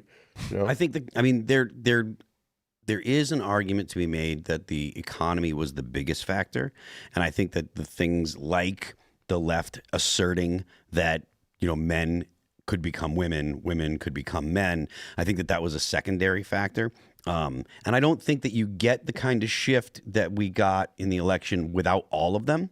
I was having and the open border too. Yeah, I was having a discussion with a friend of mine who's a staunch Democrat. He's voted Democrat forever, every single time, and he has nary a move has been made from his position as a Democrat. And he was like, look, it was the economy, but the economy was 66% of the people, and I think 63% said that the immigration problems we're having was one. And then a little bit further down was things like gender ideology and stuff. And I think the gender ideology mostly resonates with parents. I think the parents think of their child either deciding that they want to actually mutilate their own body, or they want to they worry about their daughter being in a bathroom. That I think people, they're just not as vocal about that aspect of it. The idea that you can become a man or become a woman from being denial of reality sex is a denial of reality, and it's something that even though the average person generally agrees you can't, it's still something that seems far away until it actually hits home. Even if you know someone that's trans that wants to live their life that way, most of the time people, if you say, look, they can't do that, or they shouldn't do that, you're instantly called a bigot. Right, And exactly. everyone wants to think of themselves as a good person. And so if you're like, well, I'm a live and let live kind of person, you know, it's hard to say, no, you shouldn't be able to do that. Right. Also, it can be impressive sometimes. I mean, you go like, "That's a dude? Are you kidding me?" I had a Well done. Well, you're from California, so you know. Hey, that's one of my something more co-defendants was normal out there. one of my co-defendants is a transsexual. Yeah. Jessica Watkins, Army Ranger veteran. We thought that was a woman. Wow. She volunteered as an EMT and did multiple missions with us. Good to go. Come to find out, that was really a guy. You know, and I like Jessica. And That's why she's so strong. dedicated patriot. but I think Watkins would even say, look, it's really. I think she would acknowledge it. He or she, Shim, would say, look, this is a form of mental illness. It really is. To be honest with you, it really is. This is a person who, what do they call it? Gender dysphoria. They don't understand. Dysphoric, They don't want to accept reality. Gender dysphoria is Yeah. actually the experience when you have when your gender doesn't align with your physical body. Personally, I mean, I have a fairly hard line on that. I don't even believe in gender. I think that that's a made up term. Because it's called, you know, it is a social construct, but it is your biological sex. That is the strongest predictor of your behavior. And then when you talk to people that are trans, almost all of them have a caricatured version of what the other sex is. Like, you very rarely find trans women that are like kind of tomboy trans women. They're always like girly Yeah. and High heels. exactly. And then when you deal with trans men, you don't see feminine trans men. They're always a caricature of what a butch man is, and they're more butch than the flannel wearing butch lesbians that you imagine driving Subarus. You know. Right. But as a libertarian, I'm like, hey, live your life. Yeah. But what pissed me off, though, was the insistence that, okay, and now this guy is going to be on the swim team for the women's swim team. Yes. Now this guy is going to be in the locker room. No, I That's fully going to support dominate the trans sport. athletes. You know, that's just I fully support trans athletes. Why? Just give them their own. No, I'll tell you why. Because women have been voting for the dumbest shit on earth for 100 years. Oh my God. And it is time that we destroy the We're getting close to full on repeal the 19th over here. I'm sure. He's a proud boy. What's he going to say? I was really kind of hoping to throw this out there, and I wrote it down just now because I didn't want to forget. But we were talking about the deep state. We're talking about the problem, the culture, all that stuff. And I actually I like talking about solutions, not just complaining about the problem. So I think that we now have an opportunity to really solve this deep state problem more than we ever have in history, because the culture has shifted, the collective mind has shifted. People see how obvious the corruption is. So what we have to do, guys, in order to really like rein in the frickin' bureaucracy, we have to take back the Congress. Okay, Trump's writing these executive orders, and that's all great. That's all fine, well, and good. It's a Band-Aid. Okay, what happened in this country and its destruction was done in the legislature. Ladies and gentlemen, 1913, Federal Reserve. Okay, so we have to get rid of the Fed. That's number one. Number two, we have to get a 2/3 majority in Congress. Otherwise, we're not going to be able to pass these bills that are going to be, trimming the bureaucracy. And we also have to start recalling federal judges. Okay, the only way we can do that is if we have a 2/3 majority in the Congress. We need to secure the federal elections so that this upcoming 2026 election, we can get the majority of America First people in the Congress. Yeah, it has to be MAGA people, right? Yeah. And then we have to start, and we also have to do a single bill voting law, okay? We have to get all of these things narrowed down to a single bill so we can see where the corruption's at, who's voting for the special interests, who's voting for the American people. And then term limits. Well, the term limits, that's an amendment. It should go, and this is actually what I ran on when I ran for Congress. It should go single bill voting law, term limits, get rid of lobbying, ban the lobbying in D.C., and then you go to the insider trading. $1 million fines, expulsion from Congress, and prosecution for insider trading. Like, these are the steps that we have to go to take back our republic. We have to take back the legislature. We have to get a 2/3 majority. We have to start cleaning out the courts. We have to start cleaning up the bureaucracy. It's not going to be an executive order issue. We, the American people, have to step up to the plate, and we have to knock it out of the park. I think a good shortcut, though, to help that happen would be what I call for in 2020, which is use the declassification power to declassify all the dirty secrets of the elites in every single agency, FBI, CIA, NSA. It's the swamp water in D.C. they swim in is the secrets that both protects them and controls them. They're blackmailed. As long as they go along with the plan, they're okay. Step out of line, they can be exposed and destroyed. That's how they're controlled. Correct. Same thing with J. Edgar Hoover on. So if you do the mass declassification and data WikiLeaks style, expose all of that, then you know exactly who's been bought and paid for by a foreign government, who's a pedophile, etc. You know all their dirty secrets. Then you can go clean house, including the judges. Yes, you are 100% correct. That's actually what I was advocating And for I think Kash Patel's on that too. He's talking about doing declassification. That's why they don't want him in. Right.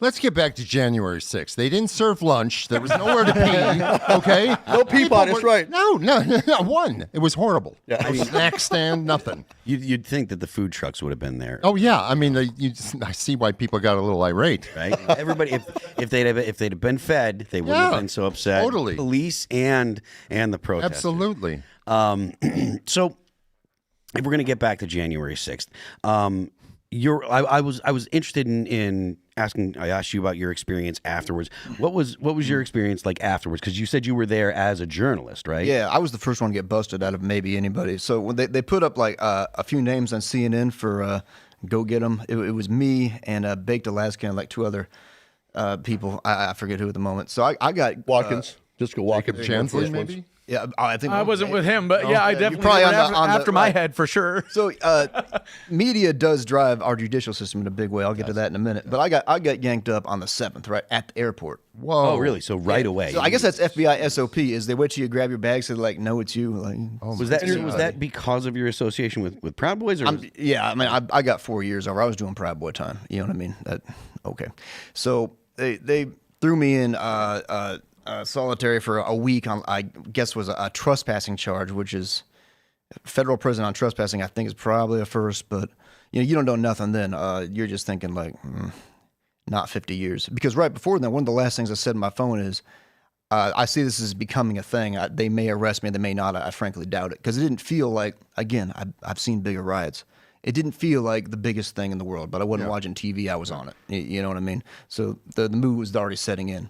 But people did think it was funny until they were told otherwise, which correct. I mean, to be flat out honest with you, I was making jokes for my that's when I got in trouble. In my paperwork, that's one of my sins. It says providing a carnival atmosphere, because I came there with my media team to make jokes about what was a funny situation, which is what we did, and that normalized violence with our snappy comments. Okay, guilty. I couldn't help it. Right. The Mars attacks, they blew up the Capitol. So that I got yanked up first, right? And then I got let out in a week, $5,000 bond. After the doing a week, I was treated somewhat like a normal criminal, and then it got worse for people, right? You get arrested a month later, and now you got to wear an ankle bracelet. You get arrested a month after that, well, now you're not getting pretrial release, right? Because the media meme sets in, and lawyers and judges respond to that as does the general public. All right, what people generally believe matters. Your neighbors matter more than laws. Blah blah blah. So we get to this. They Unless I'm hit your me neighbor. hard. Yeah, they hit me hard through the whole thing. Right. It was not taken easy on me, and it wasn't after you're in prison either. This, I'm sure it happened to y'all. They put a management variable on you, so you go up one security level, right? Yep. Everybody, like going to solitary, just as not like a normal thing in prison. That's if you get in trouble. They threw me in solitary on more made-up charges through the prison system. Did you both go into solitary? I guarantee they did. 10.5 months, yeah. No, I didn't And even go. I was the over a government year. also went and lied on paperwork. The government went and lied on paperwork, so I had to wear, you know what a black box is? Yeah. I had to wear a black box. They said I had an escape attempt. I never escaped. Right. I never tried to escape. So they manufacture more charges. Like it's not January 6th. That's wild. I know you're not an escapee. That's that's like a big deal, right? So here's what they said I did. They said that I tried to take over the prison by myself and murder the warden. Obviously, if there was an ounce of truth to this, I wouldn't be here talking to y'all. It was not meant to be believed. The cops would come up and say, yeah, they're fucking with you. Like, I know. But I still did 5 weeks in a cold, when I say cold, I mean freezing. You don't eat enough. I lost 25 pounds that I don't have to lose. It's brutal what they do. And that was to fuck with me. Yep. That's what that torture. It is torture. I was tortured. What's a black box? Little box. It's a little black box that they put around your handcuffs so you can't move. It basically it's for very violent people or people that tried to escape. And they said that I was an escape attempt, and I was, what are you talking about? Yeah. Well, Yeah, but that just they goes to set you show up when with they have everything. you. I mean, on paperwork, they had me down as a gang leader and affiliate. Like, are you kidding? Like, you can talk to the gang leaders in there, and they're having a chuckle. My boys is a gang, so it's, Oh yeah, when that guy on Tucker Carlson said I was a stone cold thug, everybody on the prison yard lost it because I had developed the reputation for being a square. Right. Yeah, but you come in there, like, all eyes are on me. Like, there were some real-ass dudes in my prison, but when I was the name, people are Googling me before I came in because, apparently I'm the CEO of racism. But, and then when people, unlike real life, in prison, they'll come up and ask you about your shit. Okay, and I'll tell you. They're like, oh, wait, your wife is black? They said you're a white supremacist. Like that may not work in liberals. They double down on that because psychologically that makes them look stupid, so they can't be wrong. So they just say I'm it just twice. a white supremacist at Right. home. I'm right. My wife doesn't understand, but I don't agree. She doesn't agree. I had no problem with the inmates. I was liked, frankly. You know what I mean? But the administration, they didn't like me. Yeah, actually, and similar to getting messed with in prison too. I also and I think this comes down to what you were talking about the culture war, and you don't know who's doing what. Somebody sent me meth in the mail when I was in prison. Yeah. How do we you think getting framed for something is like a Hollywood movie thing? No. Oh, I've been in various attempts to frame me. Like, what the hell? Yeah, the guy called me down to the office, and I'm like, "What's going on?" He's like, "So, you got some package meth arrived." in the mail." Yeah. But he knew I was a square. He knew The cops know. The cops they know. Yeah. The mid-level bureaucrats and stuff is really where the trouble. Well, no, that's not true. A lot of prison guards are just ugly in their souls. Like, I don't like you if you're a prison guard. Straight up, poor career choice. But some are worse than others. Yeah, yeah. the DTSs, because they made me go into RDAP. When they asked me if I'd ever taken hallucinogens at the pre-sentencing investigation or whatever, I was like, yeah, I ate mushrooms, and ate some peyote, and so they said, oh, you got to go into RDAP. You're a drug addict. So I actually got time off. I got time off my bud. sentence. Yeah, I didn't answer that right. Yeah, you're off.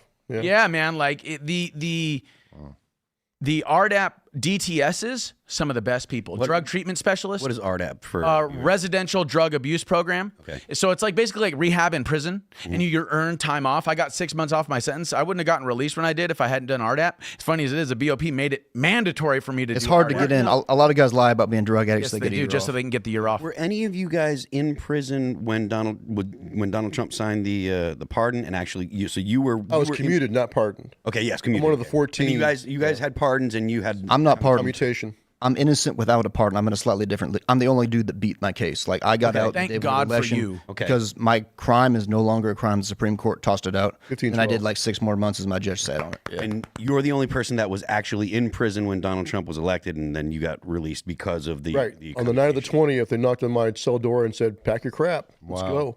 And I was like, "All right, here we go." It had to be such a good feeling. It was awesome. So what was it like leading up to when Donald Trump was elected? Like when you heard that Donald Trump was elected, Right. and did you have a sense that he was going to keep his promises and Yeah, stuff? I Why had don't you talk confidence a little in bit that. about that. Yeah, absolutely. I knew he would. Well, then we saw J.D. Vance on TV saying, "Well, those who were violent that day, won't get pardons." And it's like, well, how do you know they were violent? It's because they're accused of being violent. So I wrote a series of articles for Get Me Pundit advocating for all the guys. I said, he should pardon everybody. It's about presumption of innocence. Yeah. In this country, you presume innocence till proven guilty in front of a fair jury, an impartial jury, in front of a fair judge. And we didn't get any of that. None of us did. So everyone got a partial jury. Therefore, you should all be presumed innocent.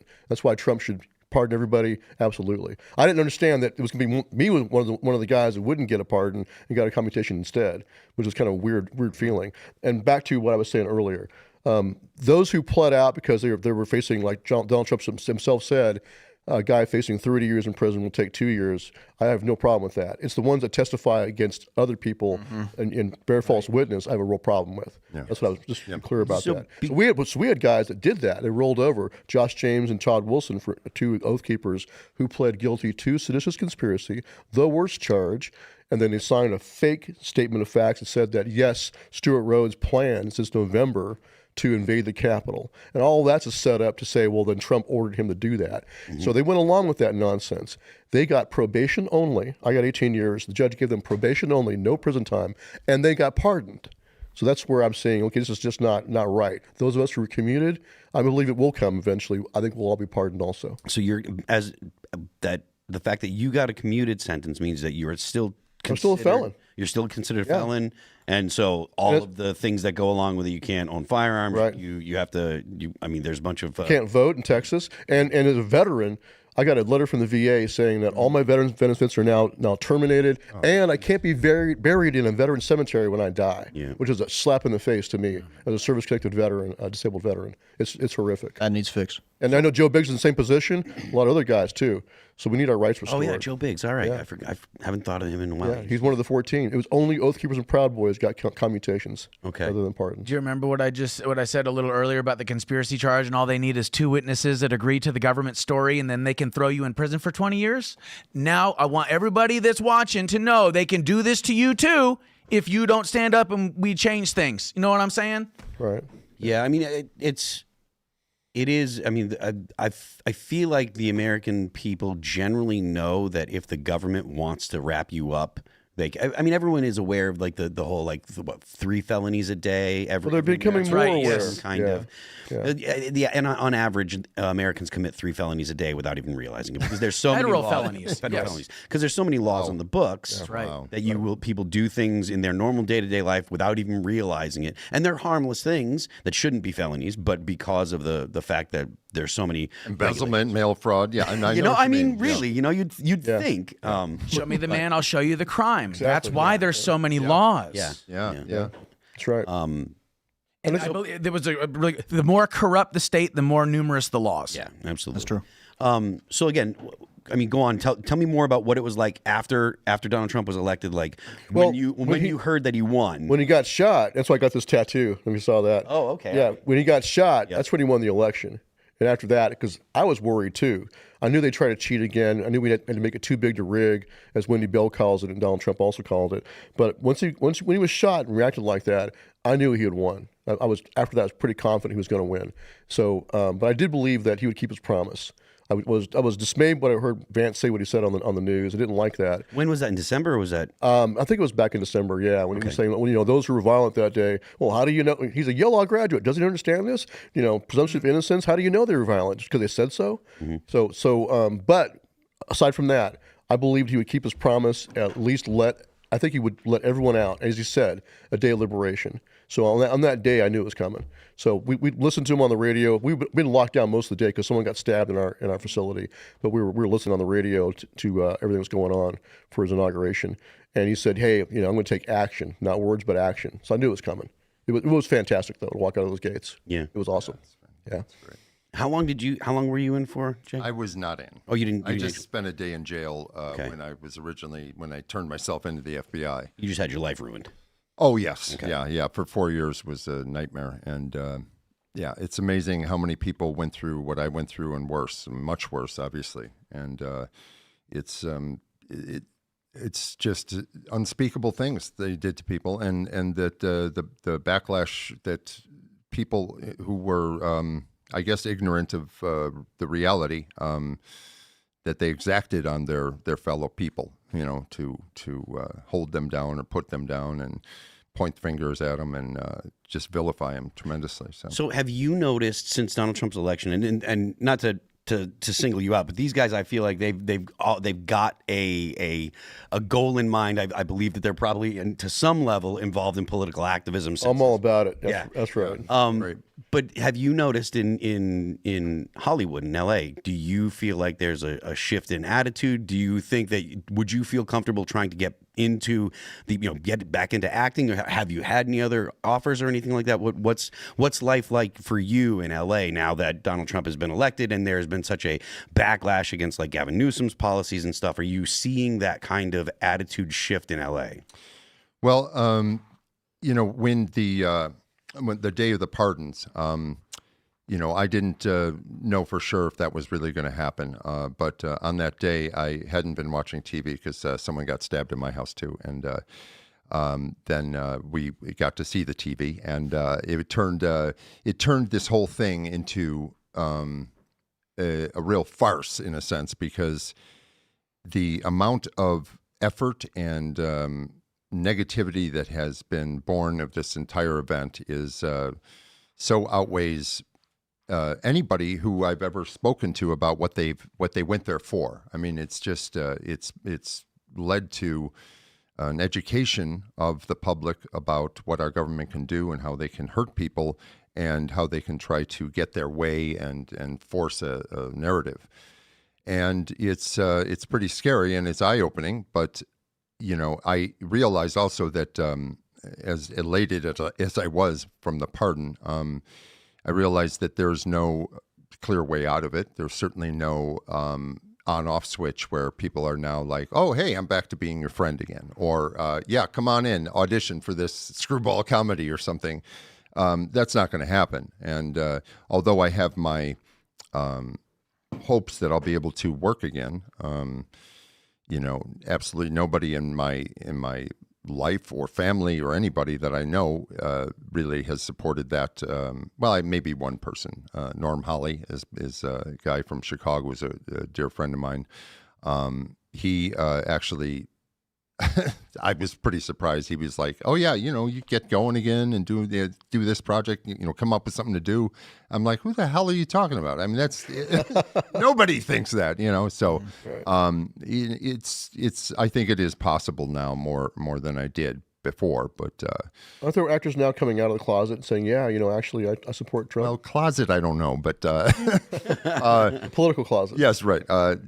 There probably are. I mean, the pendulum is swinging back, I think. But you're not getting back what you had. None of us are getting our lives back. That's all. I mean, it's going to be better. I was going to say, I think we're getting you something most better. of all, you coming from LA, having the career you did, I've lost a lot, but I've been in this since before January 6th. You know what I mean? Mm-hmm. And I can't live a normal life. Like even getting here, trying to get me an Uber, the producer's like, "Yeah, let me use your." Like, nope, banned from that. I'm banned from everything in your phone. You're still banned from all the apps and stuff. Everything. Me too. It's not going to come back. But it's more than that. I'm not. Why? Yeah, I feel left I'm out. surprised. I've been Good, man. Too good. Your experience in LA, like I said, I can relate to it because even though I wasn't at January 6th because I was making light of it the day of on the internet, and there were people that are Hollywood types that were sending me accusatory tweets like, "Do you condone this?" Blah blah blah, and it's like, bro, I'm in New Hampshire, right? Like I wasn't swear allegiance to the party. At the party in the Capitol. I was like, I'm making jokes and making light of it because I don't think that it's particularly serious. Because again, my sense was there was never a question about whether or not Joe Biden was going to be confirmed. Yeah, I think that's a sentiment shared by a lot of people. Yeah, and so be like, I'm not there. I think it's silly because again, this is something that we all talked about. But as someone that wasn't there and as sort of an outsider, I had looked at it like, look, man, for the past year, there have been riots on the left, burning entire cities down, burning. You look at what happened in the town that Kyle Rittenhouse was in. I forget. Kenosha had tons of buildings burnt down. Right. There were buildings. Why Kenosha? What was the? Well, because there was. I mean, it's not because there was a person that was shot by the police that day. Oh, he was, and turns out he had a knife. He was trying to abduct children that were in the back of the car, and so the police shot him. He survived. Kamala Harris goes and takes pictures with the guy. Mm-hmm. He had sexually assaulted the woman that he was trying to steal the car from with the kids in the back. The police shot him, and so Kenosha had to burn because of this. So, it was my sense that what had happened at January 6th was actually not a big deal. It's like, okay, so there's a riot, right? And that fighting with the cops is bad, but compared to what the rest of the country had gone through for the previous year, and when we actually think about it, multiple years, it was like, so what? I was like, they did the thing that they were supposed to do on the same day. They had to delay it a few hours because there was a riot outside, but no one in Congress was hurt. The only person that was seriously injured or died was Ashley Babbitt and Rosalind Boylan, and then two others that we don't really know. Two men that were hit with projectiles and had heart attacks. Okay. So the actual injuries were all on the side of the rioters. No cops died. And the media lied to everybody and said that people died, that police died. Yeah. How long? Yeah. How long did that continue? It's still going on. Still today. Yeah, like a lot this week. Still. The president was talking about Sicknick's. Not the current president, but Joe Biden was talking about Officer Sicknick maybe a few months ago, talking about how terrible it was, and it's like, look, man, it sucks the guy died, but he didn't die because because of related January 6th. causes. You know, and the Democrats continue to talk about the police that were affected by January 6th because there were suicides and things that happened that were completely and totally unrelated days and weeks after. Yes. But they wanted to assign as much gravity to January 6th as possible. So Well, and January 6ers committed suicide too. yeah. Because the government was overcharging them, putting terrorist enhancements on people's freaking plea deals. Right. People don't know what that does. That makes you do twice your time because you don't get First Step Act and such. But that's the nugget I want people to take away from this. Look, think what you will about us or anybody else that was there. Maybe you don't love all of it. Maybe you do love all of it. I've met those types too. The difference is when left-wing rioters show up, they get their fundraiser posted by Kamala Harris. When right-wing rioters enter the news, I get banned from 5 banks and get sentenced to 4 years in prison. Right. That's whatever you think of riots. We're looking at outcomes right now. Bank and of America also- shut me down. Bank of America. Really? Not that I had a lot to shut down, but still. Well, what the left has come to understand is that essentially becoming social pariah or being socially ostracized might as well be a death sentence. Because what they've done is they've destroyed your identity within the social system in which you live. Been disappeared. Yeah. Well, this is the same thing. It's the same thing, but a modern version of being sent to Gulag in the Yes. Soviet Union. Or the Salem witch trials. Yeah. Yeah. You know, the point is Less hallucinating, though. the point of it is even if they're not actually killing people, what they're doing is they're removing you from society. You can't be seen in polite society. You can't function in You polite can't society. earn money. You can't. It's like in China. That's why support I keep bringing that up. Thanks for having us Social on. credit score. Yeah. Yes. Yeah. It's an amazing organization, Patriot Freedom Project, that's helped out so many J6ers with the fallout from this and the fact that their lives have been destroyed. And Cynthia Hughes over there is just incredible. She's done so much for families of J6 and helped a lot of people. Thank you for the ones that sent us some commissary. Like y'all fed me Amen. in prison. I got Patriot little Freedom sausages because of Project. you, and it made a huge difference. Yeah, that's you helped my life. Lifesaver. Yeah. So you'd mentioned Bank of America, and has everyone here been debanked? to some Yes. degree? I've been debanked a lot. You have not. Well, kind of. I did. I went to one place and they said no, and I don't know why. They didn't give me a good reason. Sure. But then I went to this other credit union that's really small and like local, and they were willing to give me something. Okay. I was debanked in 2020 before the election. Oh, okay. Bank of America dropped me. Yeah. Right. But then after I was arrested, I went to a small bank in Texas for a new account. But once I was arrested, they also dumped me too. And they had sworn up and down that they would never do that, but they did it. Do you currently have an issue getting? I just got a new bank account the other day. Okay. I won't see with who. Yeah, don't. Well, because Bank of America has denied that they've done this stuff. But to be honest, lying. Yeah, They purged us. They absolutely are. The statement released, it says Bank of America serves more than 70 million clients, and we welcome conservatives. We would never close accounts for political reasons and don't have a political litmus test. Now this Also, we lie. yeah, well, this is and this was released on January 23rd of 2025. It's more than debanking. Because Donald Trump had made a remark. But it goes beyond just this kind of stuff. They were debanking FFLs because they were in the gun business, and they were doing this 10 years ago. Yes. That was actually it. So I forget the name of the snitching. operation. They were giving your credit card info if you bought bullets in the last 5 years. Yeah. Like, Right. That's Yeah. crazy. And they're and they were also doing it to prostitutes, sex workers. They were debanking them because of issues with that. But I understand you can make an argument about prostitutes because that's illegal. But when it comes to federal FFLs, gun sellers, that's protected by the Constitution. Culture war. And so it is, like you said, it is about a culture war because they want to do whatever they can to disincentivize firearms ownership, especially considering the guns that they most go after are long guns, rifles, the scary black guns, which are just semi-automatic rifles.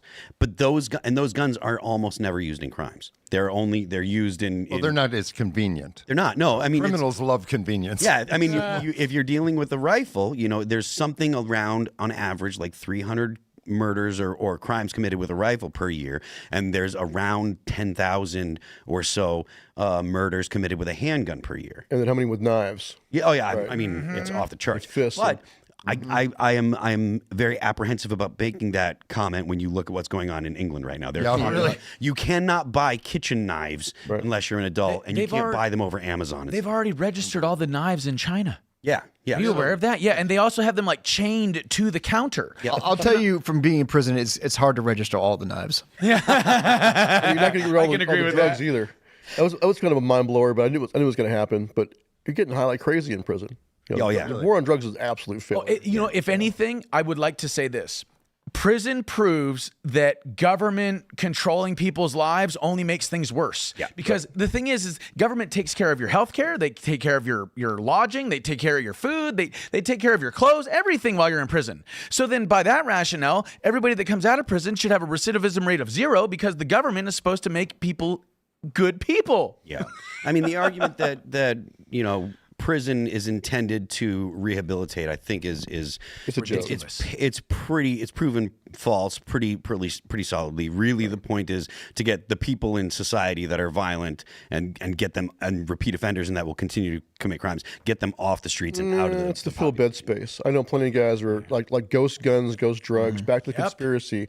When they say ghost guns or ghost drugs, meaning that there was no actual evidence. A lot of guys are felon in possession. Half the guys in Cumberland were felon in possession of a firearm.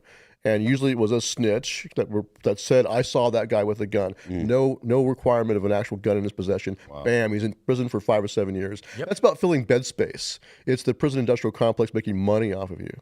Yep. It's not about public safety. But I will say though, when I was in prison, I didn't meet one person that was innocent. I did. They were all, well, I'm just saying like everybody that I talked to was guilty of something. Whether or not they were guilty of what the government charged them with is another story. What you're talking about, ghost guns, ghost drugs, so messed up. That's why the conspiracy charge, we just got to do something different. But everybody I met was guilty of something. Are you Not me. saying I that saw innocent guys. I have an old man, good buddy of mine. I'm sorry, Jay, go ahead. I'm just So, yeah, go ahead. so old 76-year-old man, he was a felon. He protected 2 little kids against a home invader that wanted to take the kids with a shotgun in his hand. The old man, Kenny, disarmed him with a shotgun, killed the guy with his own shotgun, took the kids to his nephew's house. But because after the fact, the cop said, or the judge said, you should have gone to the nearest business to dispose of the shotgun. You 924 didn't do it the way I think you should have done it. Therefore, felon in possession, even though he was defending 2 children from being murdered.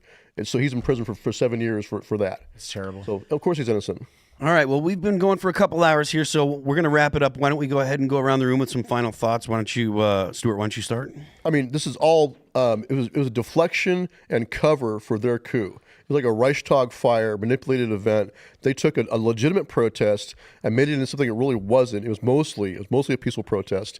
Vast majority of the folks, like Jacob, were just wandering around inside taking selfies. But they turned that into something bigger than it really was as a way to deflect for their own coup. They stole the election. It was illegal, unconstitutional, and fraudulent. To cover for that is what they use J6 for. That's all it's been for. And a suppression campaign, all the things we've been talking about. So I think that's starting to come out now. What I want to see now is prosecutions for the prosecutors who suborn perjury. If you want to clean out the DOJ, and this will be a long-term effect for everybody else too, this whole system is based on coerced testimony and coerced confessions and all of that. It's all suborn perjury. I want to see that cleaned up. Best way to start, I believe, is that the new DOJ should be turning and looking at all the prosecutions in J6, and I want to help with that, is identify the crimes they committed where they not only intentionally tampered with evidence or suborn perjury, and start cleaning house. Where can people find you? Pardon? Where can people find you? I'm just getting back on social media, hopefully on X real soon. I have a Substack. They can go look up for Substack for me. And then I have a GiveSendGo too. Okay. If you want to help me out, help me start my life. give the Yeah, address. that one is givesendgo.com/GA, so Golf Alpha, Foxtrot 5B, GAF5B. So get back on my Is that feet. your nickname or what is that? What's that? GAF5B. That's what- rolls off the tongue. Yeah, that's what they do to you over there. Oh, is that right? Yeah. Jay? GiveSendGo. Well, what he said, Perfect. and basically don't do bad things, and don't get caught up in shit like this because it sucks very badly. And I don't think you were going around taking selfies. I think that's misnomer. I don't think that happened. I didn't see you with the phone. No, I did. Yeah, but when I was flexing and that image went viral, I was taking a picture. Oh, I'm stand corrected. I wasn't. Someone said I was, but I was just, getting other people. I knew I was there. So, but hopefully things will change for the J6ers because this is it's a real bad thing that the government has done, and it's terrible. So. It's a national embarrassment, in my opinion. But Yeah. it's pretty fucked up. Not good. That's what I mean. So, yeah, and I guess I'm on Twitter again. I mean X. Excuse me, I'm a little out of date. Sure. So that's just at Jay Johnston, and I have a GiveSendGo as well. That's Jay Johnston. Whatever the GiveSendGo thing is, I don't know, but Google will know. yeah, okay, good. And Patriot Freedom Project, wonderful, wonderful organization. So please look at them and help out J6ers. Okay. I hope. Yeah. Jacob? January 6th was a deep state setup that was turned into a deep state psyop. It was intended to destroy Donald Trump's reputation as well as push the notion of insurrection so that he could be taken off the ballot based on the 14th Amendment. And also so his supporters could be villainized, demonized, and targeted.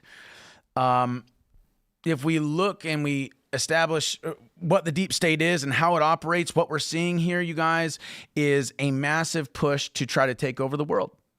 And we, the American people, stopped that from happening. The American experiment worked. And our republic is rising from the ashes like a phoenix, an American phoenix. It's beautiful. It's wonderful. And this is the most exciting time we could have picked to be alive. This is the golden age. This is the American Renaissance. And I really look forward to seeing all these agencies get Twitter filed. Absolutely. Because that's what it's going to take to save the republic. That's right. Where can people find you? Oh, they can find me on X, at America Shaman. That's America Shaman on X or Twitter. You can also go to my website, ForbiddenTruthAcademy.com. That's Forbidden Truth, TRUTH, Academy.com. You can also go to ShamanMeme.com, where you can get the Shaman Meme Coin.